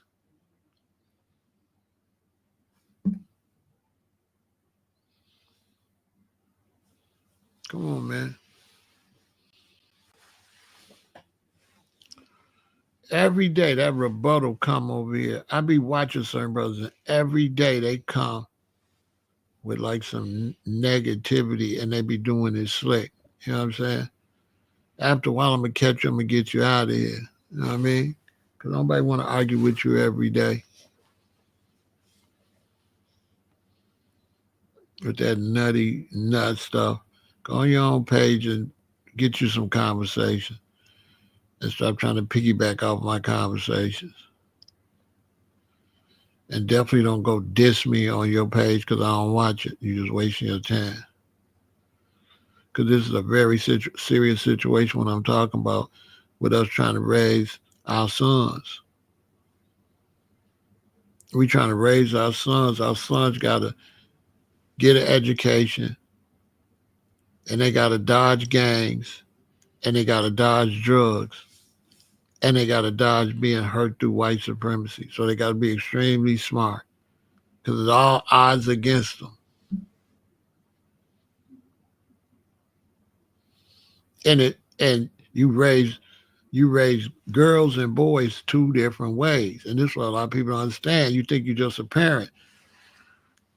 There's a certain way to raise. Good to see you, Baba TV. To raise girls, and there's a certain way to raise boys. And when you have children, you have to master both of those. It's not just raising children. You have to raise girls and you have to raise boys. And it's not the same. They have to be dealt with differently. I grew up with a sister my whole life. And me and my sister, we played and stuff a lot. But she had her own room and I had my own room. And there was lots of periods of time we were not around each other. Because she was in her room and I was in my room. And there was two different vibes going on in each room. And my energy and what I was doing was different. When I was growing up, I grew up in a black community where they had homes. The girls stayed on the block. They on the porch or they out in front jumping rope, double dutch, hopscotch. Like the boys are the only one leaving off the block. The girls do not leave off the block. If a girl was off the block a lot at the park, they said she was fast. The only way, when I grew up, I was born 1958, I grew up through the 67. The only way you could see a girl, you had to go on her block. You're not going to see her at the park. They don't play baseball. They ain't at the basketball court. They ain't playing football with us. They on their block. You're not going to see a girl from Justine Street on Aberdeen Street. You're going to have to go on Justine to see the girls that live on Justine. They don't leave the block. The boys leave the block because parents back then raised each one different. All my years growing up in Maple Park, my sister have never been to the park. And the school was over there with the park. She'd go to school, come home. She'd never be at the park. None of the girls on my block, Julie, Cookie, Leslie, none of them be at the park. Only boys are at the park, and maybe the little girls that live across the street from the park. But the people that live the next street, you don't see the girls at the park. It's two different ways. The girls could not leave off the block, or you was considered fast. The boys could leave the block because the boys had bicycles, and the bicycles created a whole different environment for the boys. Girls didn't ride bicycles like that. My sister had a bicycle that just stayed in the basement. It was a waste of money, really. She ain't ride that bike. When I was growing up, they would buy the girls' bike, but they wouldn't ride them. They would learn how to ride them, and once they learn how to ride them, it'd be parked. The only ones you see them racing up and down on the block and riding all around would be the boys. What's going on, Global Loopy G? He hollering at you. What's up, Global Loopy? You know what I'm saying? So you have to raise them differently. Right now, I'm talking about the boys. The boys had to be challenged. The boys had to be confronted. The boys have to get all that crying out of them. So the more you confront them, the more you pressure them, the more they can get that little girl crying out of them. And then from that point on, when you're giving them criticizing them or trying to talk to them something constructive, they could take it. Like PJ getting stronger and stronger because I've been getting on this case and getting on his case. And a couple of years ago, he would get all teary and stuff. But now, he don't get teary like that too much. I toughen them up. He can't be crying every time I get on this case when I got a good reason for being on this case. And I'm going to go hard on this case. Because if he going to cry, he can't make it out here with other boys. He can't make it with me, and he ain't going to be able to make it. He ain't going to be able to make it in a man's world. He going to go to work, and as soon as the boss complain, he ain't going to want to go back to work. He going to be to my hate his boss. He going to be walking around the job frowning and going to get fired and get laid off. He ain't going to know how to just blow it off, tell the boss got it, and get his paper. He going to let his emotions make him lose his paper. When you get money, you don't got no emotions. You don't care what the boss talk about. You getting your money. So you don't care. You're going to play that off because you got to get your money because you got to pay your bills. You don't want to be running around looking for another job. And somebody can only disrespect you if you take it as disrespect. If you don't take it as disrespect, then it's not disrespect.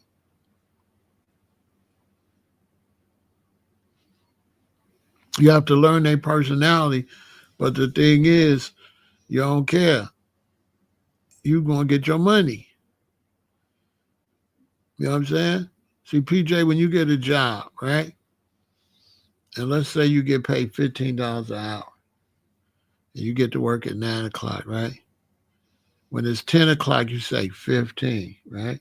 Mm. When it's 11 o'clock, you say that's $30. When it's 12 o'clock, you be like, that's $45. Every hour count your money. So when you're at the job, you have $45, and the boss say something crazy to you, and the next hour pay you say that's 60. The hell with the boss. That's 60. That's 75. Just keep counting your bread.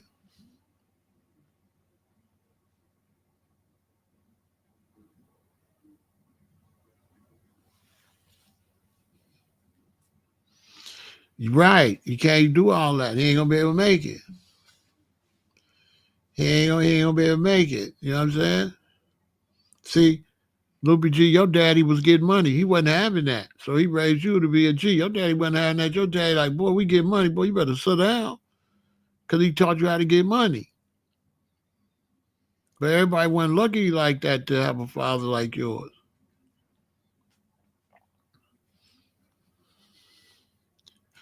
You can't be emotional when you're a man. If you're a man, you can't be emotional. You're not going to stay in a relationship because women is emotional. So now if you emotional, she emotional, you're going to clash. You're going to clash because she a woman and she going to be tripping. And so now you don't want her to trip because you want her to act like a man. So you break up with her and get another woman, and what she do? She trip. It's a woman. What are you talking about? It's a woman. That's what they do. They are women. We're men. We're two different beings. And that's why man was made to not really be emotional like that because she ain't really tripping unless you say she tripping. So if I'm with my woman and she upset about something, she ain't really tripping to me because I don't care. So it's not like she tripping. She's only tripping if I say she tripping. And then that means I'm weak. Because I'm just getting too much into what she's saying. I said, just let her do what she do. It's a woman. It's not a man. And sometimes women, you want your man to act like a woman, and the men want their woman to act like a man. Y'all keep wanting the other one to act like you. And that's why relationships is suffering. We ain't alike. So he not gonna act like what you want him to act like, and she not gonna act like what you want her to act like. It's a woman.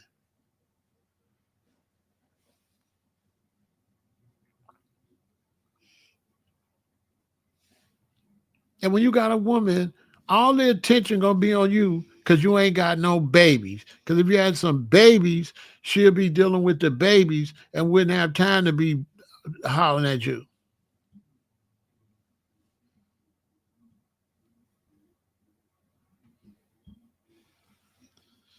Your father didn't teach you any of his trades, but I'm attending job programs for the help I didn't get. What kind of trades did he have? And what was the relationship? Because it's more to it than that. You know what I'm saying? It's more to it than that. So if I was counseling you, you would have to tell me the whole story because that's not the whole story. It's more to it. Because if your father was there living with you, you would have learned the trades anyway from watching. So that means the family wasn't your daddy wasn't there or something. Because there's no way your daddy was there and you didn't learn. So that story is not complete, Daniel. Was your parents together the whole during your whole childhood?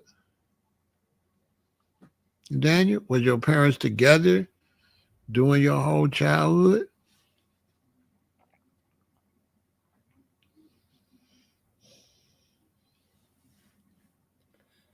Because if he there, it ain't no way you ain't gonna be able to see what he doing.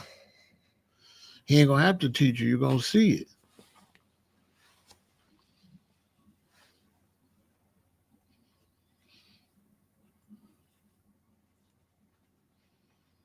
So it's like more to that story. So that's why we do counseling. We got to get to the whole story before we could do a decent counseling.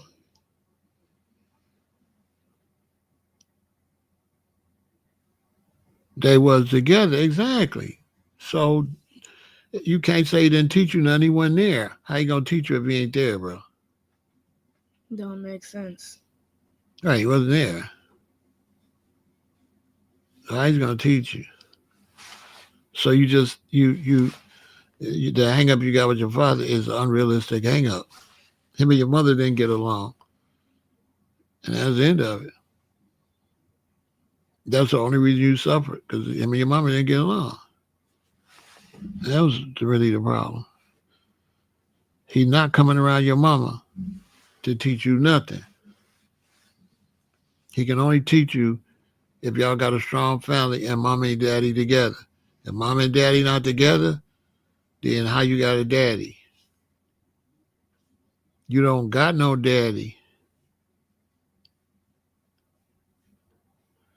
You ain't got no. He came back. He didn't come back in your life because he never left your life. He left your mother. The way you're thinking about it, Daniel, is wrong. You're not using the right mental process. When he left your mama, he left your mama. He didn't leave you. He left your mama. You had to stay with mama. So it had nothing to do with you. He left your mama. A lot of children grow up like that. I break up with your mama. You say I left you. No, I left your mother.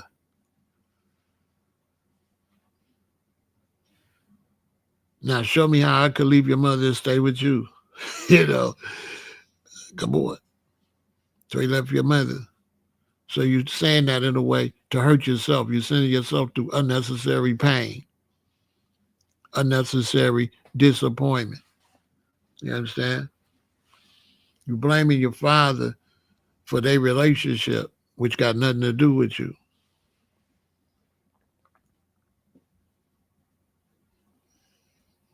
It happens all the time.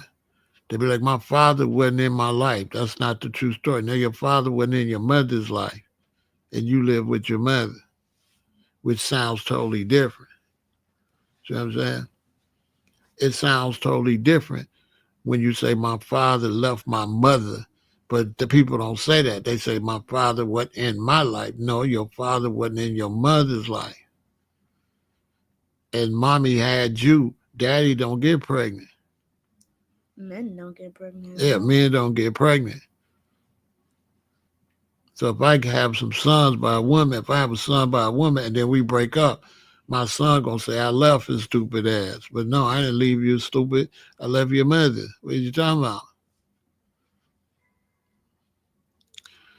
When I leave your mother, what do you want me to do?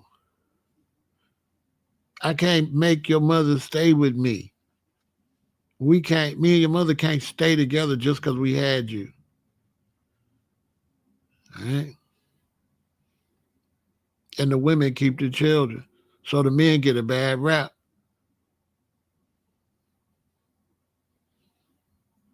When these relationships break up, the men get a bad rap. So that's what you have to teach your son, that when he break up with a woman, PJ, if you get with a woman and have some children, and you break up in the children with her, it is what it is. Don't you get all emotional over that. Go do what you do. Don't you get emotional because you left a woman and she got your son. Leave his ass there and go live your life. And if the mommy was the one supposed to want him to have his daddy there, then she'll act like she got some sense and daddy will be there. Or daddy might not just want to be with her no more. And then you going to lose. Because if I'm with a woman and I have a son, I don't want to be with her, I'm leaving. Period. Now, my son, he could cry until he turned blue. I don't care. Because what he want me to do? I can't. It is what it is. A man have to be adaptable. It is what it is. So you want to raise your man, we grew up and say, yeah, my daddy and my mom wasn't together and he left, you know what I mean? But he older now. I be checking him out. He cool. But if you're emotional over the fact he wasn't there, and then you not really being no strong man to look at it realistically, like they didn't get along. And the idea that they just was supposed to get along for your sake, that's on both of them. That just ain't on him. That's on them. And they might not have been compatible. So it just is what it is. Because when you hear it all the time, my father wasn't in my life. No, your father wasn't in your mother's life. Okay? His father and his mother broke up, right? His father didn't leave him. His father left his mother. And she was with it. Okay? So it wasn't like he just left. She didn't want to be in a relationship. Okay? So he can't grow up and be mad at his daddy when the mama the one. Okay? So let's say I get a woman. I got a son. I have a son. The mama go cheat on me and we break up. My son starts saying, you ain't been in my life. A lot of men, we just take that. We just take that from you because we try not to hurt you because we don't want to tell you, son, your mama was a hoe and I left the bitch. See? So we be trying to be a good father and we don't want to tell you the truth about mommy, that mommy belonged to the streets. So we let you trash us because we don't want to hurt your feelings about your mama. You know what I'm saying? Keep it real. We don't want to tell you about your mama. You know, your mama wasn't shit, okay? Well, most don't. But I'm the realest nigga alive. So if you my son and me and your mom broke up and you come to me crying I wasn't there, I'm going to tell you because I ain't like your mama. And I left your mama. And I left you with your mama. And you growed up to be a little bitch because you're supposed to be a G. You're supposed to holler at me when you see me. You feel me? And your mama raised you. That's why you crying your daddy left you. See? See, but if your mama left you with me, you wouldn't be crying because she wasn't there. Because I tell you, your mama's still living. You would get to see her because you'll be a man. And when you see your mama, it'll be all cool. I wouldn't teach you to be all emotional because your mama wasn't there. But you with a woman and she gonna teach you, daddy, I know daddy is your daddy. You know, so you grow up, my daddy, you know, like a little girl.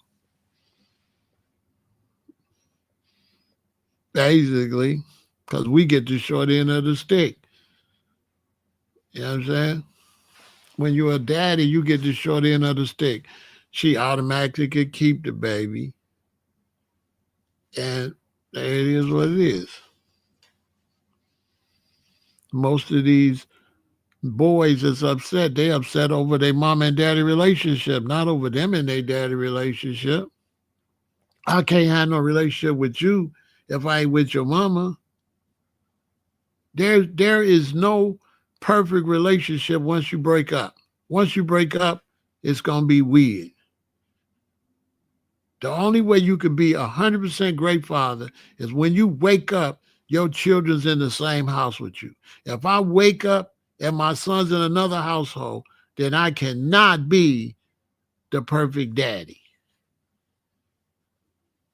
The perfect daddy is there every morning you wake up. My daddy was the perfect daddy. My mom was the perfect mama because every day I woke up, mommy and daddy was there. I ain't been the perfect daddy because my sons woke up, I wasn't there. Do I regret it? No. Okay? Because I would have to regret their mama. And if I regret being with their mama, I wouldn't have, they wouldn't be born. So I got with your mama, you was born, go live. Because if you wish I never got with your mama, you wouldn't even be here to complain. So I mean, it's just you got to take life how it dish out. Relationships don't always work. Women drive men away, and then but men also give a women and try to fuck everybody on the block, and she dump them because men don't be loyal either. So it's two sides, Luffy G.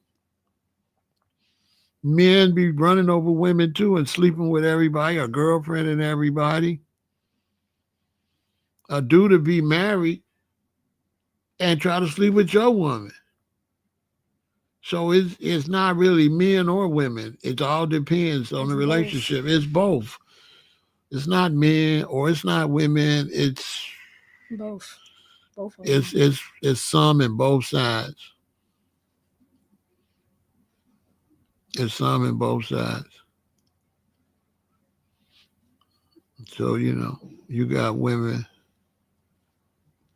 You know, a woman typically a woman should not be able to run a man away unless she cheats. Cheating should be the only thing to run you away. All that other shit she do, that's what how she is. So no woman should be able to run you away unless she cheat on you. All her other things she do, you didn't vet her.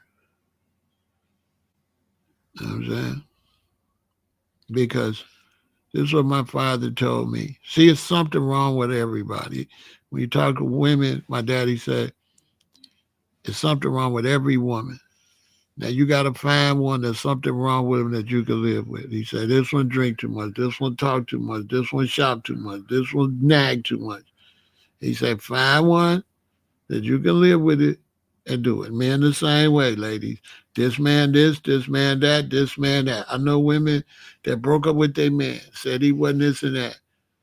And then got with another man, broke up, another man broke up, another man. Now she was with this man 10 years. The other man she was with two, three. She had been ran through with all these men to find out. Ain't no perfect man. Now she wished she was with the first one again because she found out she was looking for, I guess, Prince Charming on TV that don't exist. There is no perfect man or no perfect woman. It don't exist. Can't look for something that don't exist. There's no such thing. So you have to get together and just accept each other for what you are and build a family. You know what I'm saying? Because it ain't no perfect woman. Don't exist.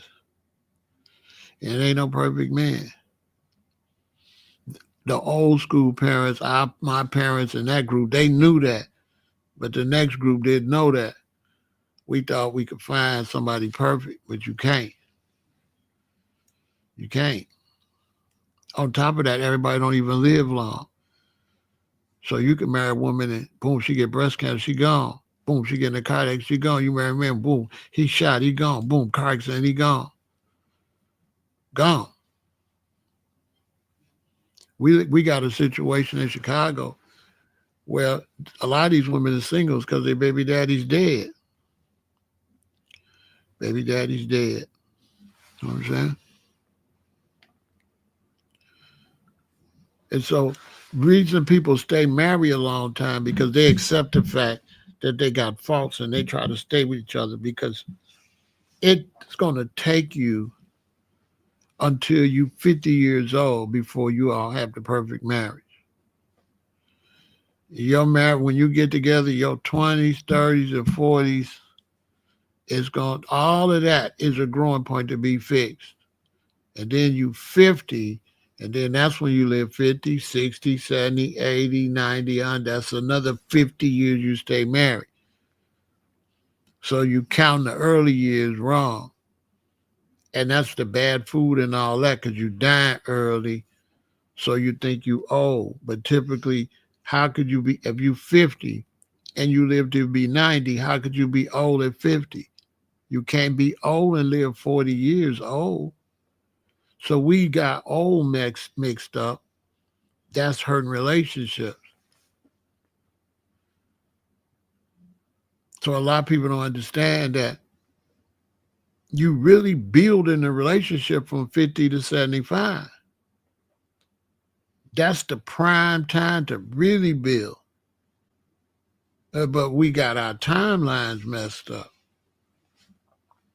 And by the time you get 50, you done already broke up sometimes 2 or 3 times. Because you don't understand, you know, that's this bad food and stuff make you think you're going to die early. You know what I'm saying? As far as a lot of forgiving, it really ain't gonna be no lot of forgiving because as long as you don't cheat, there's really nothing else to forgive for. You just over. What else, what could a woman do if she not cheating? What could she do? I don't want to be with her. Nothing. What could she do? Nothing.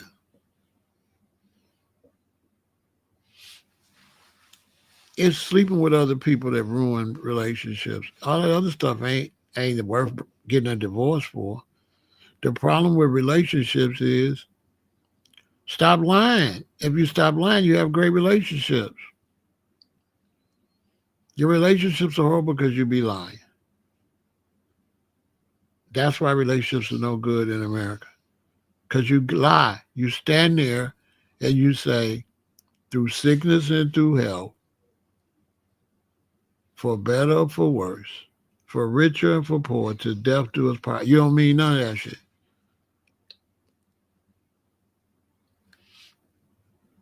You just said no matter what, we're gonna stay together. That's what the vow said.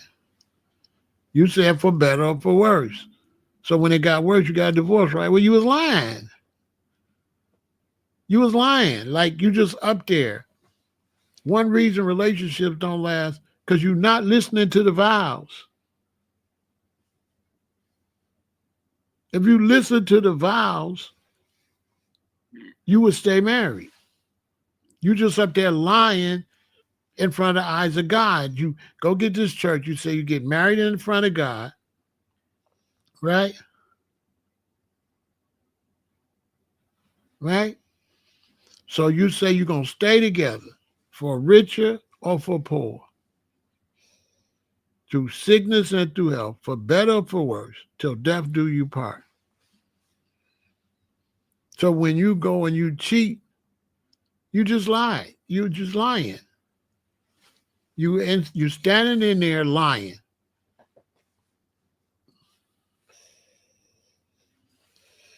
You standing there lying because cheating you didn't keep your vows. So you're lying.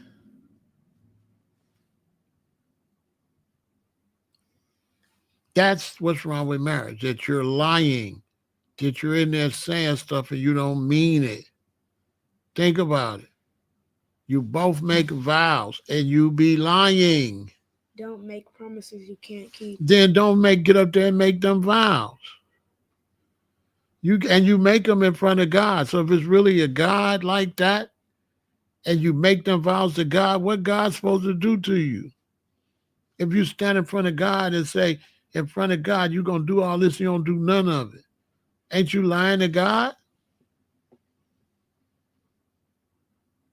That's who you was talking to. That's why you get married in the church. You be telling God all these lies.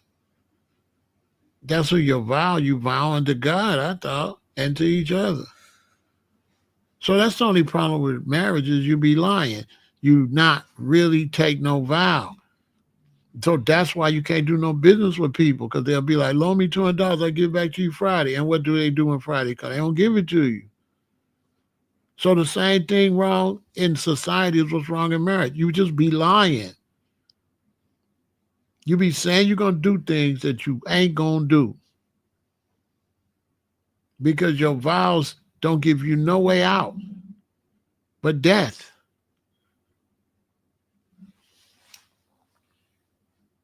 Your vows don't say you could cheat or none of that.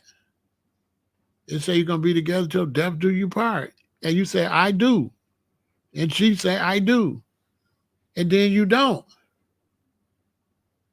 because you was lying. You was lying.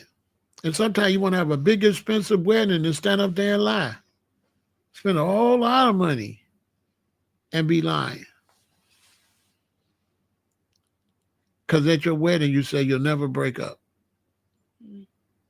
That's what you say. But you know what I'm saying?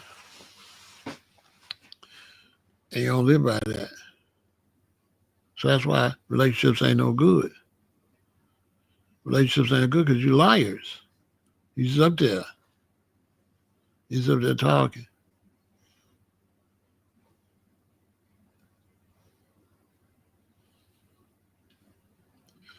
Something wrong with you because what kind of man wants to sleep with somebody else's wife? But you know what? What? All kind of stuff wrong with you. What the hell I want to sleep with somebody's wife for? They be bragging about sleeping with somebody else's wife. It's like, what the hell? That sounds crazy. That's like mental illness. Like, come on, man. That's mental illness. Like, really? What? And then the children suffer. Then the children grow up with issues from their parents' issues. So you want to marry her, but her parents got divorced. So she all messed up. She don't know nothing about marriage either because her mom and daddy broke up. And she ain't gonna be no good wife.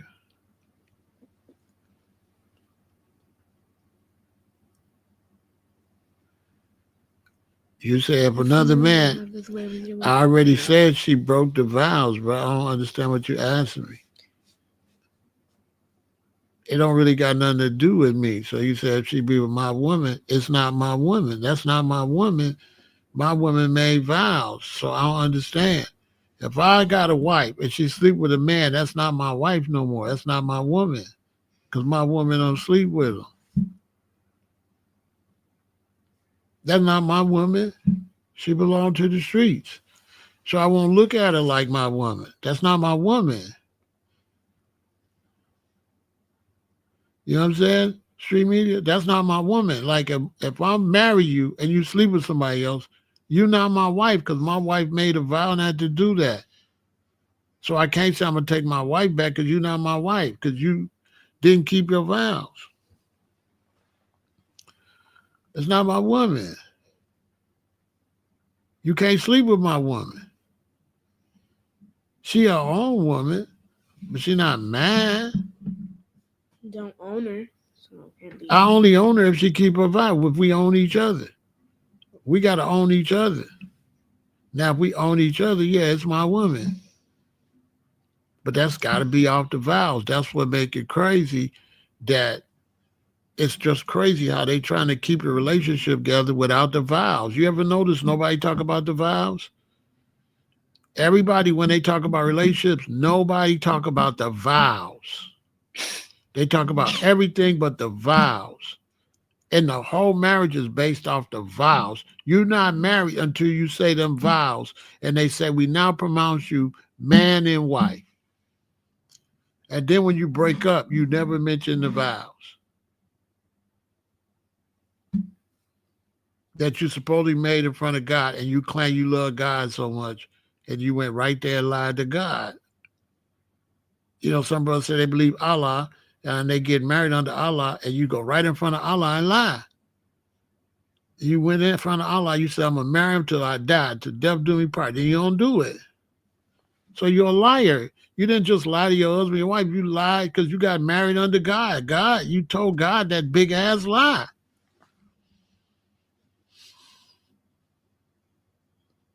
You said you had no such thing as incompatible. You said for better or for worse. But what is for better or for worse? For better or for worse is for better or for worse. Meaning no matter how bad it gets, you don't go cheat. No matter how sick, you don't cheat. For rich or for poor, no matter how poor, you don't leave because he poor, or you don't leave. You said you're not gonna leave if he get poor. That's what you said. So you might as well just go and say, look, for better, for richer, for health. I do. Stop saying sickness, poor, and worse. Just stop saying them parts. And don't say till death do you part. Just go in there and say for health, for better, for richer. I do. Just say that part. You know what I mean? Stop saying the other part. Because for worse mean for worse. I I would think, I don't know. So you just up there just bullshitting.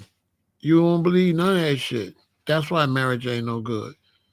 Cause people, you just lying. You just up there talking, just going through the formality. You just had a wedding for relatives to come and see your goofy asses. You ain't really standing on what you up there saying.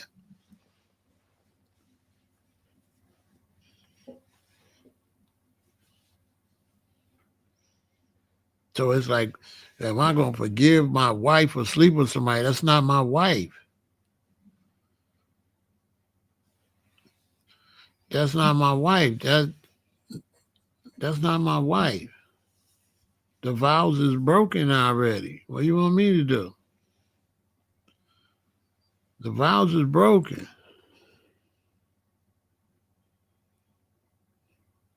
Marriage vows, you make a promise, you don't keep it. What are we gonna do after that?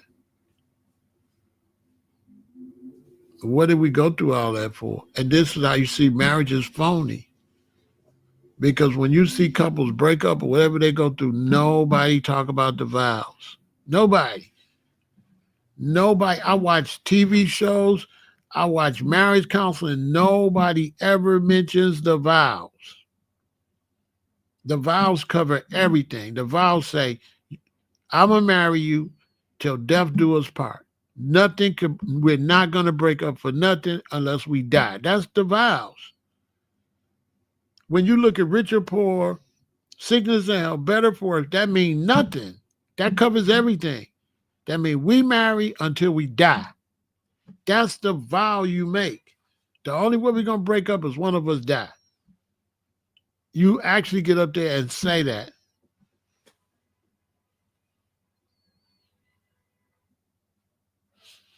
And then you break the vow and you wonder why you be dying. Like you be dying. You be dying too. You really do be dying.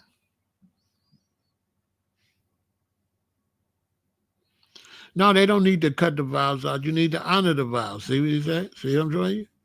Look at the result. Cut the vows out. See? No, honor the vows. No, we don't need to cut the vows out. You need to honor the vows. Why? See the mentality? The mentality is we need to just be fucked up. No. Honor the vows or don't make no vows. Don't get married if you not, don't get up there and say that. If you not going to honor the vows, don't say them. Just don't say them. That's all. And then the children suffer. Because you get up and said all this shit and you have 2 or 3 children, you break up. Now, daddy over here, mama over there. Now you got stepdaddy over here and the stepmama over there. Because you just stepped on your relationship. You know what I'm saying? Because you're a liar, basically. You're liars. You'll just say anything. You just be getting married for the public to see you. It's a clown show. For That's reputation. all. That's all the wedding be, PJ. They just want to put them clothes on and stand up there with them outfits on in front of everybody. And when it be the vows don't even be important. What's important is the cake, the after ceremony, the bachelor party, what y'all wearing. That's what's important.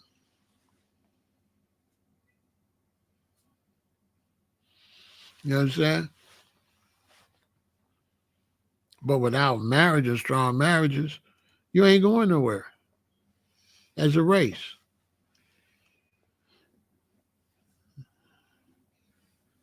Yeah, wasting $1,000 on a lie because you ain't going nowhere as a race because nobody explained the importance it is as a race. It's very important as a race, as a group of people to stay together. If you don't stay together, you mess up the generational wealth, you mess up the children and everything. I got 6 children, but how many different women? That didn't help them children.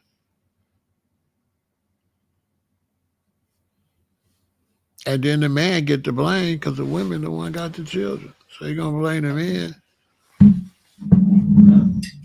but what difference do it make? You know what I'm saying?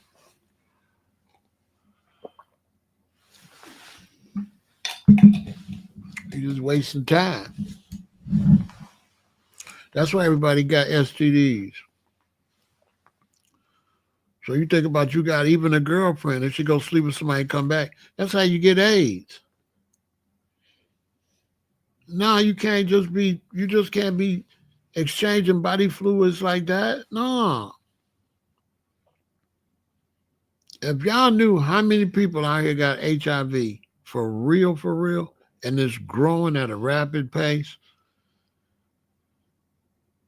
a more dangerous STDs are becoming more dangerous. If you knew, you'd be terrified. Because you sleep with somebody that slept with somebody that slept with somebody that slept with somebody, and y'all passing that stuff around like that. So everybody want to know if your wife sleep with a man with who I don't know who he slept with. Nah, I pass. Just on the health side. Come on. You going just taking some man body fluid in you, he taking your body fluid, then there's other people body fluid that y'all been all passing around. No, hell no. I don't want HIV. I don't want syphilis. I don't want gonorrhea. I don't want all that stuff just because you out here getting it, because you catching it. Go right ahead on.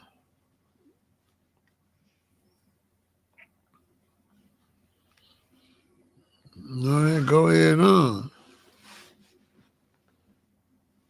I don't got no wife unless I got a wife. You ain't my wife unless you my wife. So all that if your wife cheating, when you cheat, that ain't my wife.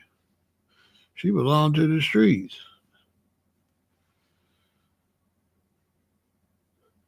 You got black men out here bragging because they sleep behind you. That's crazy, bro. You bragging because you slept behind me. It's just crazy. I don't even think you be knowing what you saying. And you bragging because you sleeping behind me. It's like, bro, really? What? That's nasty, bro. You bragging because you going behind me getting my secondhand body fluids that's in her. You getting them on you, and you bragging like really, bro. You nasty. You understand? One reason men brag and sleep behind you because they're gay. They really want to sleep with you. Any man that want to sleep with your woman really want to sleep with you. That's a fact. Why you sleeping behind me? You trying to get my body fluids secondhand? You wanna lick my body fluids off of her? What do you call it?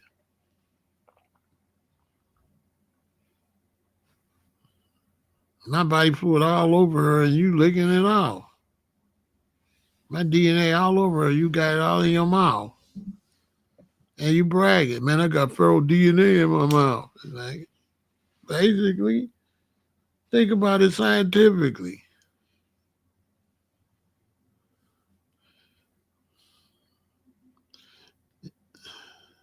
Like secondhand head, you know what I'm saying? Like you crazy. That's why I don't know. I don't want to lick you off no woman, bro. You know what I'm saying? You break up your woman, she got to soak for 90 days. Shit. She need to get in the tub, take some showers. She need to air that, get you off of her. Longer than that, really. Get him all off of you and then holler at me. But I don't want her with you on her like that. Sorry, not sorry.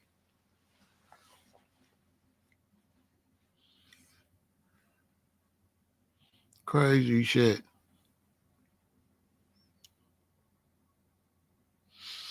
He learned it, ain't you?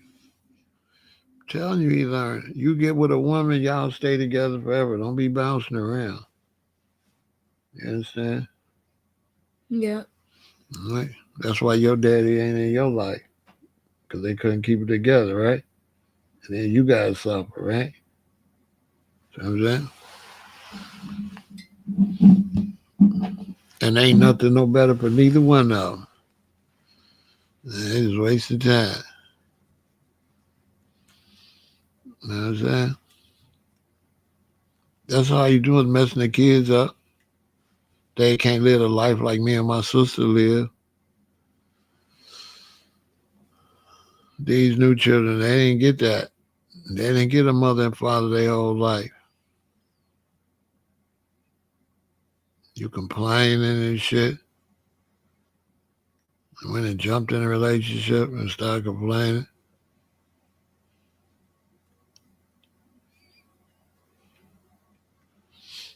you know what I'm saying? Still think you're in slavery, like you breeding for the slave master. That's where you get that from. Going from woman to woman so you can make some more slaves. And that's just what you're doing. When you go from woman to woman now, you're a slave. You're breeding for slave master. Making sure slave master got a lot of workers. Because without that dedication, you can't build no businesses or nothing like that. You can't get ahead like that. That's why America's falling because of divorce. They can't build no strong nothing, white or black America. That's why white America is falling because they don't because of marriage. Marriage is the strength behind everything. That's the stability. If you're building a house, if it's not stable at the bottom, how is it gonna be stable at the top? How could you unify some dysfunctional people that ain't even unified in their marriage?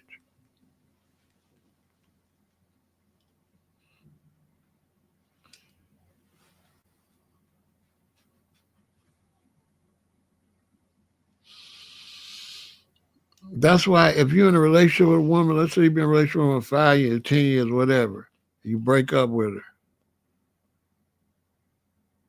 Once she go out here, she gonna regret. She gonna want you back. 10 years later, 20 years later, she's still in love with you. And depending on other relationships, she might be in love with 3 different people. And just trying to find out who want her back. You know what I'm saying? Just crazy shit. Especially for a woman, because they the one got to take all these body fluids in them on them. So a woman that take body fluids from him and then body fluids from him, she like a sewer. You know what I'm saying? You ain't got no self-respect. You just letting all these people put body fluid in you. What? What's wrong with you? Now you got all kind of different personalities. We ain't let all these men up in you like that. Talking about you my wife with somebody else body fluid up in you. No, you not. I don't know who wife you is. You ain't man. Shit.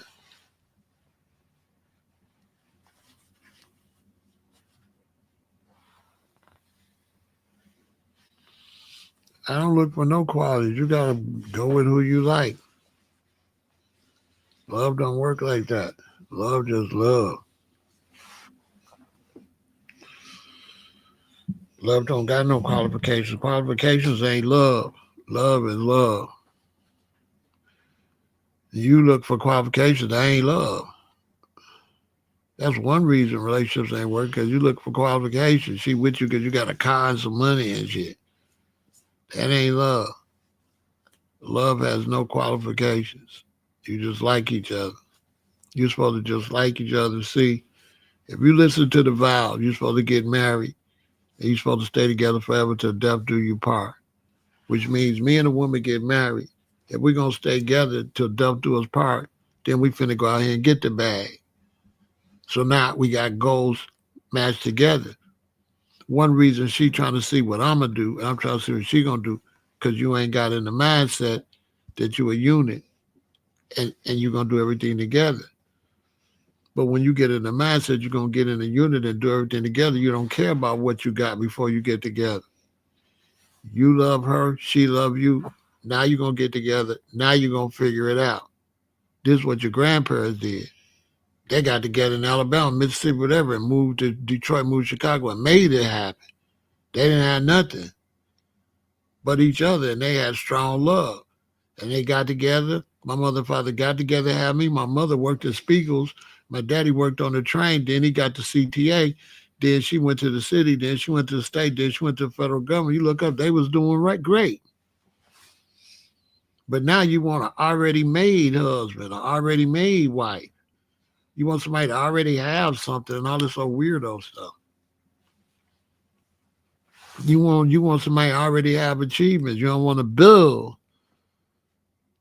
So then it's a fake ass marriage. You ain't married for each other. You married for what? For something else. You married her for sex or because she how she look. And she married you because of your job or how you look. Some kind of nut shit. But it ain't real marriage. It ain't based off of love like that. It's just a bunch of clown stuff.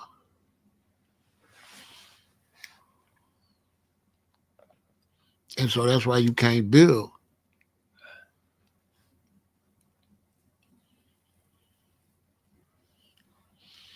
You can't build no nation without a strong marriages. It just ain't gonna happen.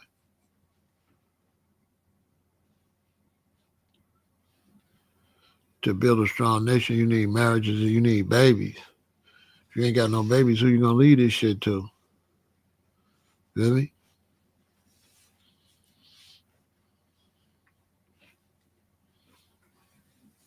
So that's why I got my grandson right now. His daddy don't live in Chicago. They was young. They didn't know what they was doing. Nobody in America, they don't teach what marriage is. They teaching you a bunch of bullshit.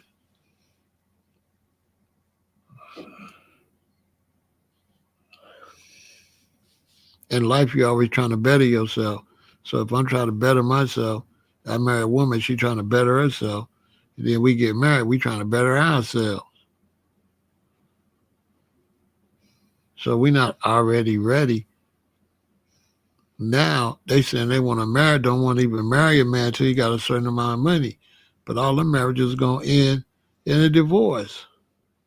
He gonna have money to get married, but you're gonna be divorced. Jeff Bezos will be divorced. All of them get divorced. How many times Elon been married?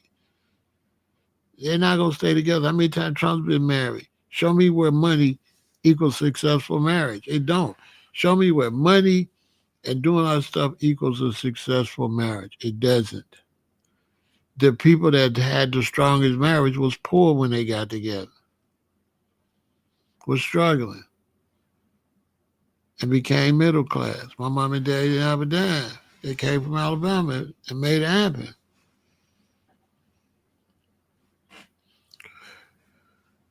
Now you want too much.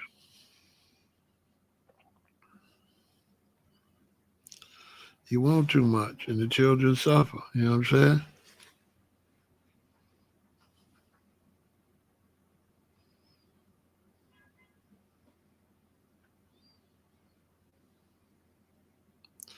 Because I had somebody ask me, they said, forever you get married and you got a wife and she go sleep with somebody, what would you do? I said, I just go get another chick. Shit, that's a free pass. Okay, see ya. You know what I'm saying? They said, want to hurt your feelings for a little while. Yeah, my feelings will be all right. It'll hurt a little bit. You know what I'm saying? It ain't gonna hurt enough for me to want you back.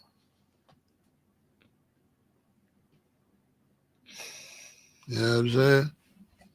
You just making vows. Don't my thing is don't agree to get married if it ain't forever. Just don't agree.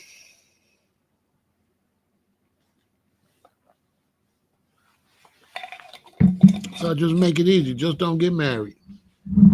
You ain't gonna stay married anyway.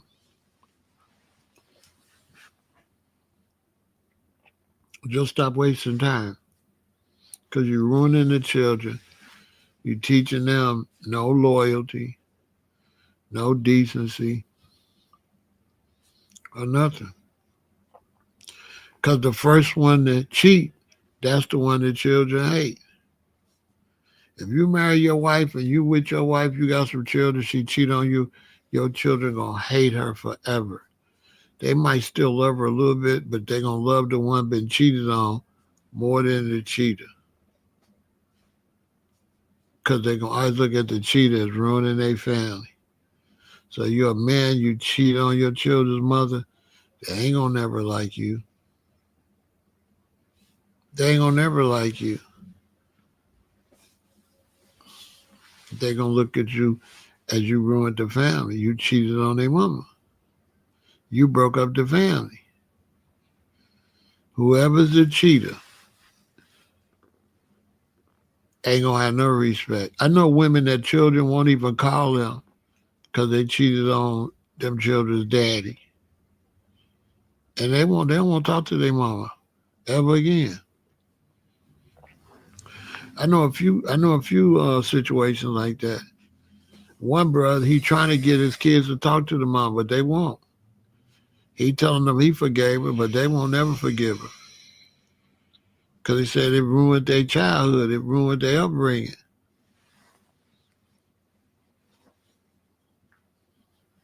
One of them said she ain't even going to a funeral if she died. She just dead because she cheated on her daddy. They're gonna always love the one that stayed in there more because it looked like you left the whole family. If we have some children, you go cheat. From the children point of view, you left everybody. If I have some women with a woman, I go cheat. From my children point of view, I left all of them, their mama and them. They ain't never forgive you for that.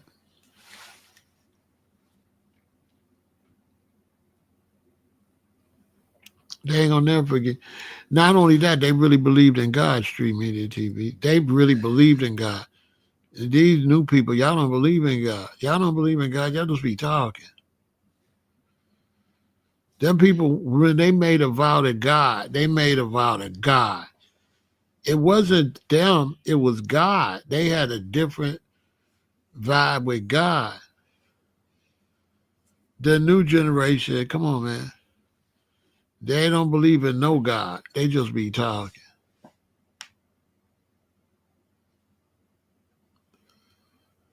These people don't believe in no God like that. They say God stuff, but they don't believe in no God. The old people really believed in God. They really knew they was making a vow to God. These people is just getting married. They don't think about it's a vow to God. That's the major difference between the old relationships and them. It's not how much they struggle. When they stood up there and said, "So help me God," they really believed that. But this generation just be talking. So they just be up there. We bring you together under God. They not really listening to that. It's just like talk. They're not really listening. They don't believe that part. They just be just going through the motions. Like these people don't believe in no God. It's just something to say now. These people don't believe in Allah and God like that. They just be talking. These Muslims don't believe in Allah. They just try to prove to other Muslims they Muslims. It's like a contest or some shit. But you think they really believe in Allah? They don't believe in that shit. These people don't believe in Jesus or God like that. They kidding. They just playing. It's just something to do, to be in the crowd. They don't really believe that shit. I'm telling you. Look at the behavior of these people. There's no way they believe in no God. Just look at the earth, how they behave. It ain't no way.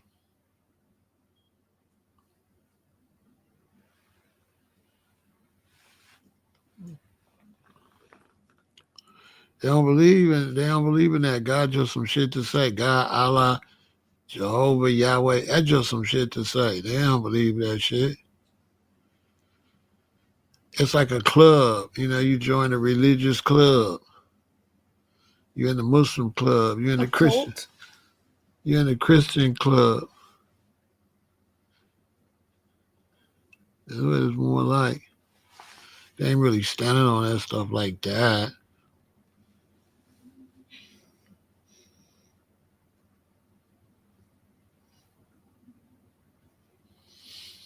I wish it would change for our children and they get back to what's really going on, but I don't think it's going to change.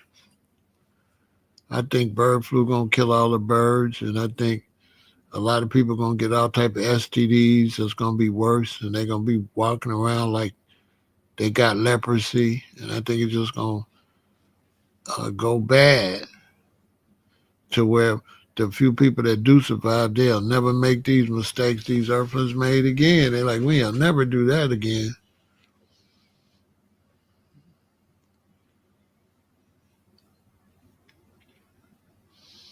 That's what I think, because they just, people just evil.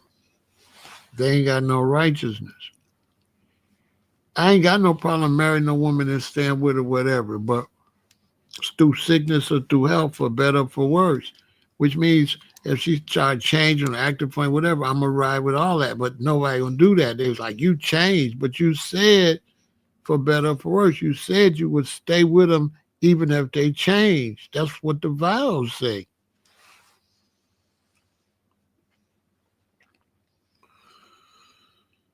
And it's hurting our boys, our sons for sure, because they daddy not there. Mommy raising them. Daddy not there. Because they made some vows they didn't want to keep.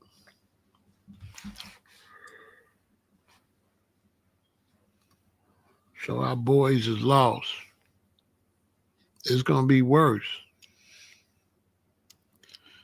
until finally the young generation going to see all the suffering and they're going to reverse it. They're going to be like, we get in a relationship and stand. We're not doing all that. You know what I'm saying? Because you can't find no better woman or no better man. They just different. You got a woman, you trying to find a better one? All right. I broke up with women years ago that were trying to find a better man. And guess what? They still single. And they're in their 60s, going their late 60s. Wild. Huh? That's crazy. I'm telling you. Ain't no woman I was with that I broke up with did nothing. Did what? You just be running around wasting your time. And you can't build generational wealth like that. See, this not tolerated in the white neighborhoods and white people where they getting real money.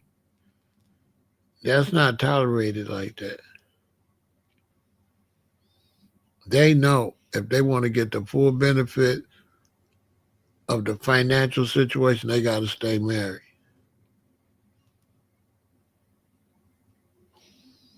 Divorce is not good business.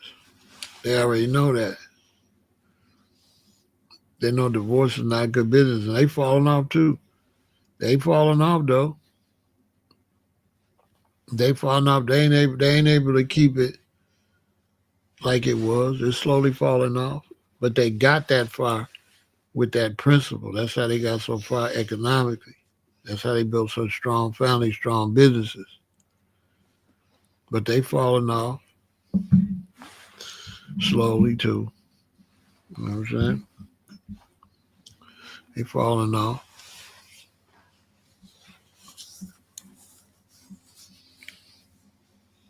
You know, you can't trust nobody.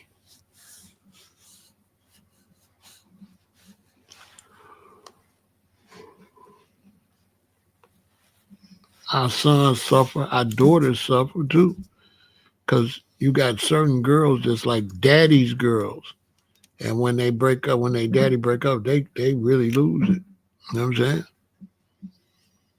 Like when you got daughters, some of your daughters is like mommy's girls, and some daughters is daddy girls. And all boys is daddy's boys. You know what I'm saying? They're not gonna do that good under women. I mean, they can still, but they'll have certain issues. You know what I'm saying?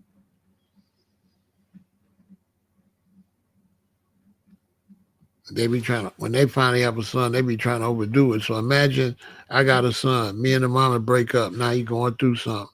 So now when he get married, he want to be the best daddy in the world. So he get married. He had two sons. He had two daughters. He the best dad in the world. Now imagine when him and his wife get a divorce, how devastating it is. After he trying to make up for me and his mama's divorce, and then he get a divorce, have children. He trying to be the better daddy than ever, and then he end up in the same situation. She cheated on him, or he get sloppy and get to cheating, and the relationship collapse. It'd be too much for him because everybody want to cheat, and the man, the black man, he don't respect nobody woman. He constantly chasing women that belong to somebody else.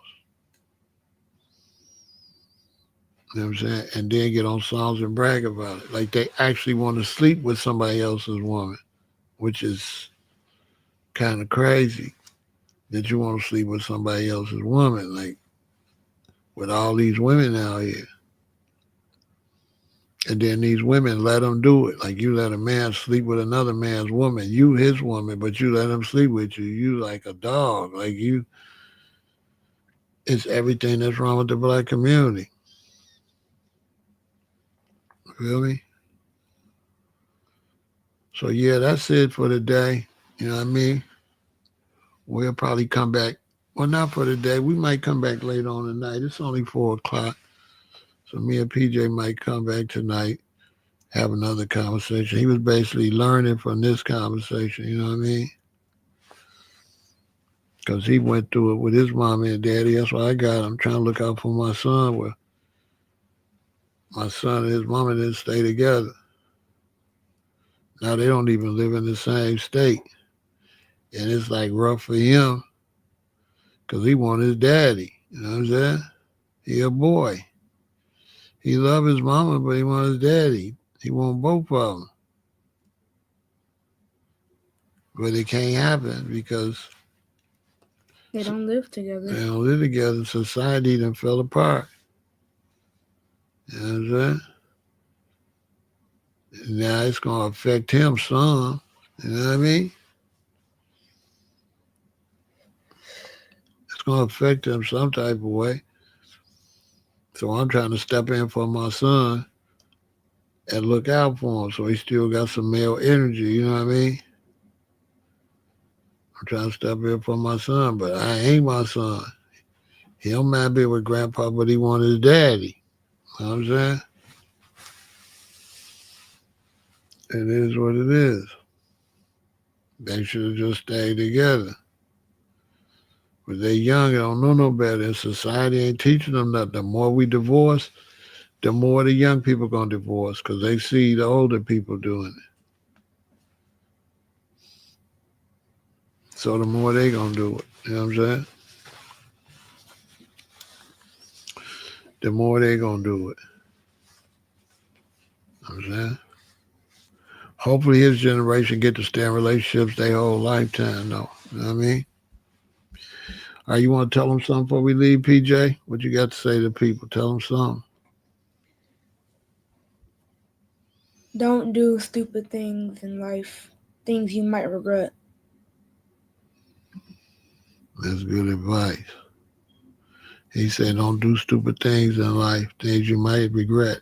And before we go, learn this hand signal, all right? Learn this hand signal because this might help you save a child or save somebody that's kidnapped, all right? Victory.